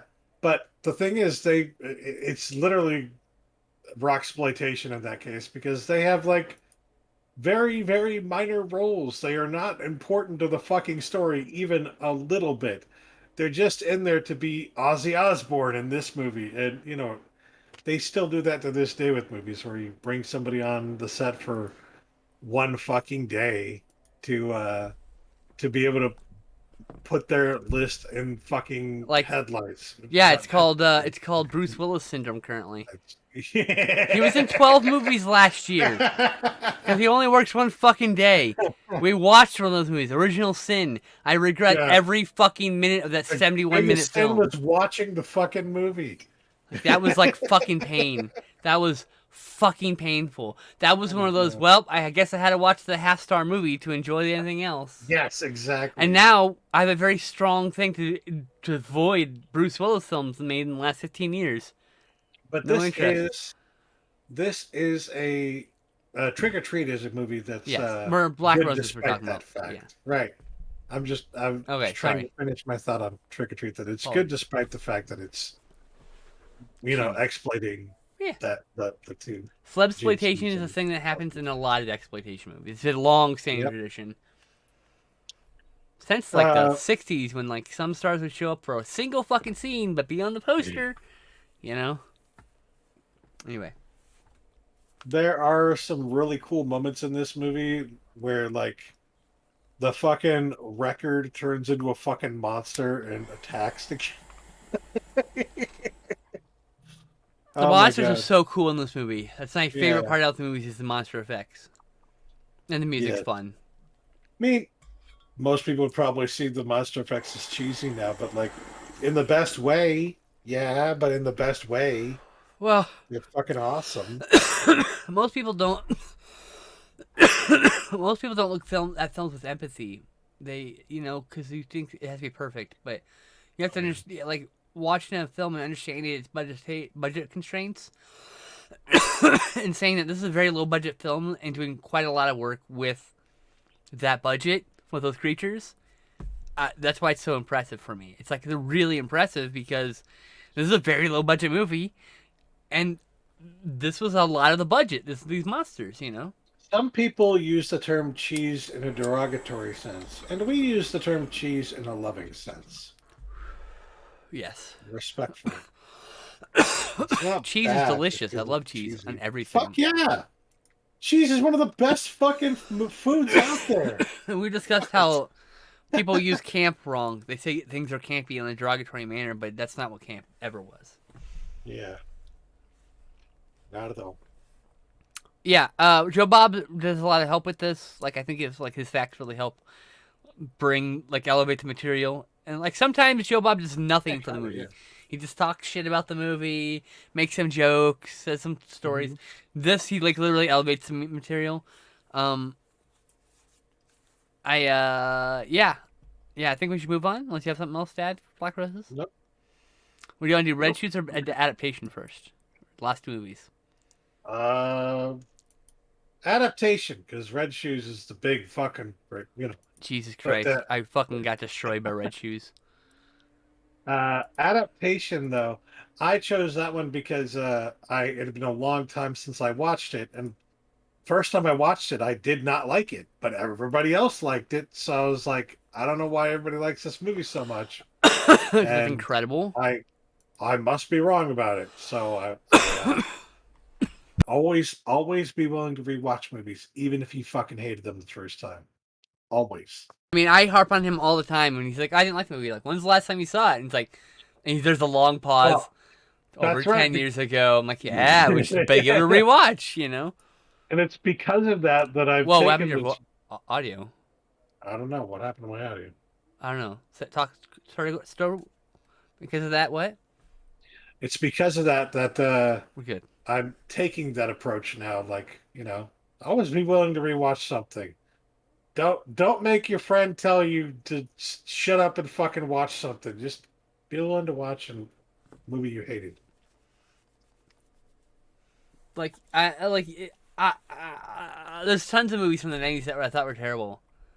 I thought The Phantom was terrible for a long time, and then I watched it again sometime in the mid 2020 probably 2011. I want 2009, 2011 on there. I adore that movie now. I will fucking die on the hill if that movie's good, very good, really good, understands its pulp material and presents it very well, where The Shadow, trying to do the same thing, didn't do as well. I like The Shadow too, don't get me wrong. I don't think either movie is bad. Which is a shame because The Shadow's a great concept. I really think you could fucking make a movie about The Shadow today and it would do well.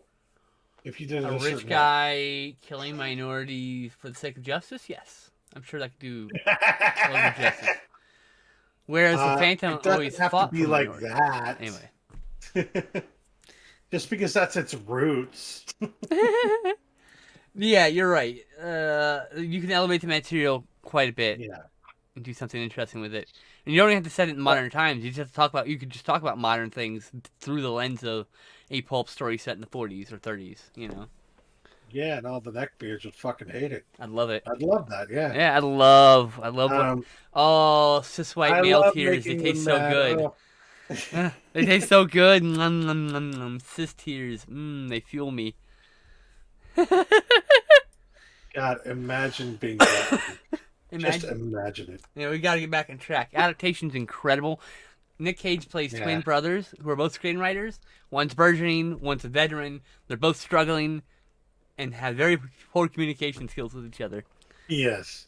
And Um, and he's given a fucking script to write that like is for a book that honestly probably should not be made into a movie. It's just like this doesn't have enough to work with, and you can. That's the point in the fucking. That's the point of the story. But also, it's like okay, you can. It's so viscerally obvious. Like this is not the kind of thing you make into a fucking movie so this is what because happened. there's not enough there. There, They, you know. there's a book called The Orchid Thief by Susan Orlean, which is about was kind of a apparently it was a very meandering book. Had mixed critical reviews, by the way. And Charlie Kaufman was commissioned to make an adaptation for it, and he found it impossible to adapt at present. So, like in the struggle trying to adapt it, he had like this is what happens. He wrote this thing where he wrote himself and a fictitious twin brother, and they're arguing, and there's Yeah, actually some it's an subtext to extremely meta suggest film. there's Yeah. some subtext to suggest that they're the same person, and the car accident just rectifies. Mm. But Yeah, it yeah. does even if it's not, it's like I think it's really fascinating how meta it is, how it talks about um the filmmaking like process, the screenwriting process, and then That's why it reminded me of Barton Fink. I think watching Adaptation followed by Being John Malkovich is amazing because Adaptation is meta about the writing of film, and fucking Being John Malkovich is meta about making film. Yeah. So it's like, it's so good. Both by Spike Jones, by the way. So Yeah. I definitely appreciated the movie a lot more this time. I don't know. I think I didn't get it the first time because it is so goddamn meta. There's just like yeah, layers upon layers upon layers there of this is. fucking There are like movie. 3 or 4 layers here happening Yeah. sometimes of meta. It's like peeling an onion, and if you don't get to that third or fourth layer, then you're gonna have trouble understanding what's going This was on. my third time seeing this film, and And every time it has raised in a star. It has 7, then it was an 8, and now I'll give it a 9. A very well earned 9.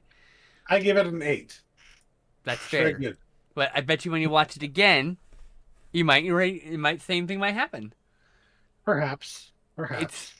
it's I want to just watch the next time I watch this. I need to watch it along with Barton Fink because I'm telling you that they're kind of similar. like that. Barton Fink is It should about a be fucking screenwriter. Barton Uh, Fink this is about a adaptation. screenwriter. Being John Malkovich. There's the marathon right there. Perfect. Brilliant. All right. I love being John Malkovich. It's a great movie. Yeah. I don't know. I don't want to. I can't. I don't think I can talk about anything else about this without like. Ultimately, the movie's about chasing your desires, the thing you desire the most, even if that is something new in the moment, in a way. And how being confined by your choices doesn't have to be that way. It's actually really quite deep film, and I got a lot more out of it this third time, like a lot more. Have had many thoughts, many of which I cannot enunciate. I can't. That's not the right word. I can't express well. So Part we're of just that's probably because we've been going for over 2 hours now. So- last and definitely, absolutely, in no way least, The Red Shoes from 1948, which is a Pressburger and Powell film, I believe. Pressburger and Fucking Powell. incredible. Now, 10 out of 10, by the way. I'm gonna just I up I front. do think it's kind of most modern audiences would say it's slow. I don't give a fuck, but Nah, you know, I don't think it's it's slow. uh it's definitely not the kind of story that modern audiences would probably enjoy. But again, I don't give a fuck. It's good. It's fucking fantastic. I would say this movie and Perfect Blue are the main inspirations for what's it called? The Black Swan. Black Swan. Thank you. I couldn't remember the title. Yeah, their main inspirations. This and that. The obsession The compulsion that all there is there, the identity stuff from Perfect Blue. Like, it's like, yeah, I really want to see Black Swan again. See, I just saw Perfect Blue in January. Incredible fucking movie. You need to see this movie. As you're watching the Red Shoes, it's just like there's so much going on here because like as it begins, I just am remembering to myself thinking, holy shit, who would fucking go through this? Who the fuck would go through being treated like fucking shit by this director? Who the fuck would go through being completely fucking ignored by everyone else and not necessarily treated like shit, but just ignored because Mishandled they're for sure. busy doing other shit?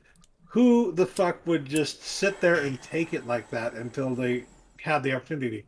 And the movie starts with the guy, one of the main characters, literally being ripped off, having his work ripped off, and rather than do something about it, he's like, I want a career in this field, so go ahead and take my fucking work, but give and in return he takes a really, I wouldn't say a shitty job, but takes a not so good job just so that he can get his fucking foot in the door. And A lot of it's people are just willing to throw away their whole lives to do what they need. it really right? What they want. depicts the fucking entertainment industry the way that it was then, the way that it still fucking is in a lot of ways. Oh yeah, still So this period. I think. I don't think anything. I don't think yeah, anything has changed. It's got just more elaborate ways to hide itself in the yes, machinery of the network yeah. of the system. And so I really like that because it's not pulling any punches in terms of that part of the story. And then they actually get into the Red Shoes, which is the ballet that they're performing, right? Mm-hmm. Is the Red Shoes. And when they do, the fucking it switches entirely up from being uh shot like a normal movie to like being shot like a fucking German expressionist film almost. It's Like yeah. It's what's the word where it's not reality at all. It's unreality. no. Keep going. I'm gonna look. I gotta look something up. Okay. Um, there are a lot of moments that Surrealist. surrealist. That's Yes, the word. Okay, sorry. Trying to there are a lot of moments that avant-garde. are very much playing off of German expressionism. It's I look at this and I'm like, oh my god, it's that's straight out incredible. of the Cabinet with Dr. Caligari. Like it's This movie's really incredible. This movie's incredible. really good It's stuff. incredible. I can't. And it does become, you're right, it becomes very surreal because like It's just, the stage becomes extremely it's long, an infinite much stage. longer She than it literally could just keeps ever running be. to one direction Yeah, through this long stage, yeah. and just imagine the fact that they built that long stage somewhere and filmed that. That Mhm. was impressive on itself. It's just And wow. as What? you're watching this, Oh, it's like so good. the part of the story that it's in is that they're actually they're performing the play on a stage, right? So Hmm. you're being asked to believe that this is the actual stage, and it's like there's no way the stage is actually that fucking big. There's no way the It's stage just that everybody can yeah. see all the twists and turns that she's doing through all these fucking corners and the fucking maze like architecture on the stage. It's just like insane. It's very surreal and very beautiful and It's amazing and very well gorgeous. Oh shot. my fucking god! Every frame of painting is an effect here. Um, like the ending crushed me. Oh yeah. And they It has a kind lot of to, set it up in the beginning, or not in the beginning, but like in the middle of the film. They set it up hmm and like because it talks about sorry. how like even when you're dead, they'll exploit your name. Yeah. Yep. I Even mean, like even when you're dead, we're doing this they'll. for her. Like, oh, go Oh fuck yeah, or yeah, you're the reason that this yourself. happened. Yeah, like look. Oh my fucking god! I cried so fucking hard. I was like, oh, this movie is so good. I need to own this movie immediately. It's very high on my list to buy.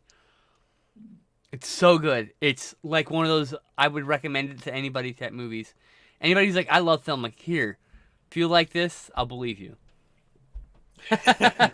I mean, like it's just one of those movies that it's so beautiful. It's also Technicolor, and I read in the trivia that the director and the cinematographer were filming in an incorrect manner on purpose, and the person from Technicolor was there upset because they were not listening to her, as they were cranking it super hard so that the reds was really plop, really bright, and everything else was much more muted.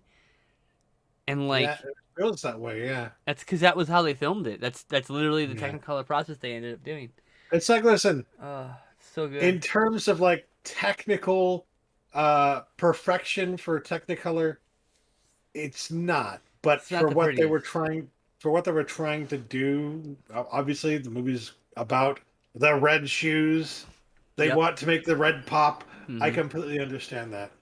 The And red almost has like a surreal, supernatural feel to her I shoes. don't think it was the wrong decision at all. It's Nope. just that, it was a decision they made. And but based on that, I would say that there are other movies that have used Technicolor that have done it better, like that are much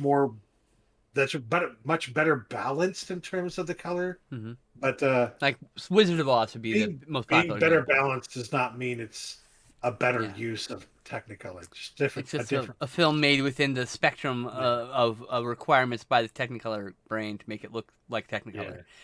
yeah. Uh, While we were watching this movie, by the way, we couldn't help but think like we were talking about if this movie were remade, we'd put this person in this role or this person in that role. mhm. The fucking director would 100% be played by Leonardo DiCaprio. Yep, 100%. Not that I say this movie should be remade. I don't know. I mean, I think It like could be, you but I could don't do a think it lot has with to like be. the stage segment with like the new effects and Yeah, stuff. But like, would it be? that's what I'd be worried But the about, question honestly. is would it could it ever be any better? And the answer is I don't think so. Yeah, There's no way you could top it. Even that's when probably why it you could hasn't put been remade you because could put like every special effect no need. on under the sun there. It's not unless you did it in the same manner. If you did your own sequence in the same manner, you might impress me. If you took the same way they did the original and you did it like that, minus of course Technicolor, which is lost as we all know. But like Yeah, sadly. I I would be impressed. I don't know if it'd be better though. But that's the only Yeah, way I think it could be better is by doing it in the exact it's same kind of like manner, with the Psycho style. remake, right? It's like if you just did the same thing, it would still be decent. It'd still be good, but there's no need to remake it. It's just Exactly, like, and that's what Gaslight said. But he wanted to make his film, and they wouldn't let him do it without doing the movie for them. So yeah, he did a few changes, and that's it, just to make it his own film, so he can get credit from the Directors Guild. That's literally all he did. That's the reason why he did it, because you can't just make the same fucking film with new actors, and you can't do the same shot for shot. Yeah, that's the other guy's credit. You just copied his work, but he put new yeah. scenes, a few new shots in there, showed some booby. He got his own credit. But yeah, he did that movie in protest. Everyone craps on that movie, and like, well, but that was the point. He's trying to tell Yeah. you that the original can't be topped, because the original can't be topped because of a time and a place. Yeah. You know, If you want to see a modern interpretation of the Red Shoes, then Black Swan is good. I Black would Swan say is if you're great. gonna see the Red Shoes, you should probably follow it up at some point with Black Swan because Perfect you blue in know, between those. Trust me, mm, this is it's a good movie. I'm assuming you haven't seen Perfect Blue. no.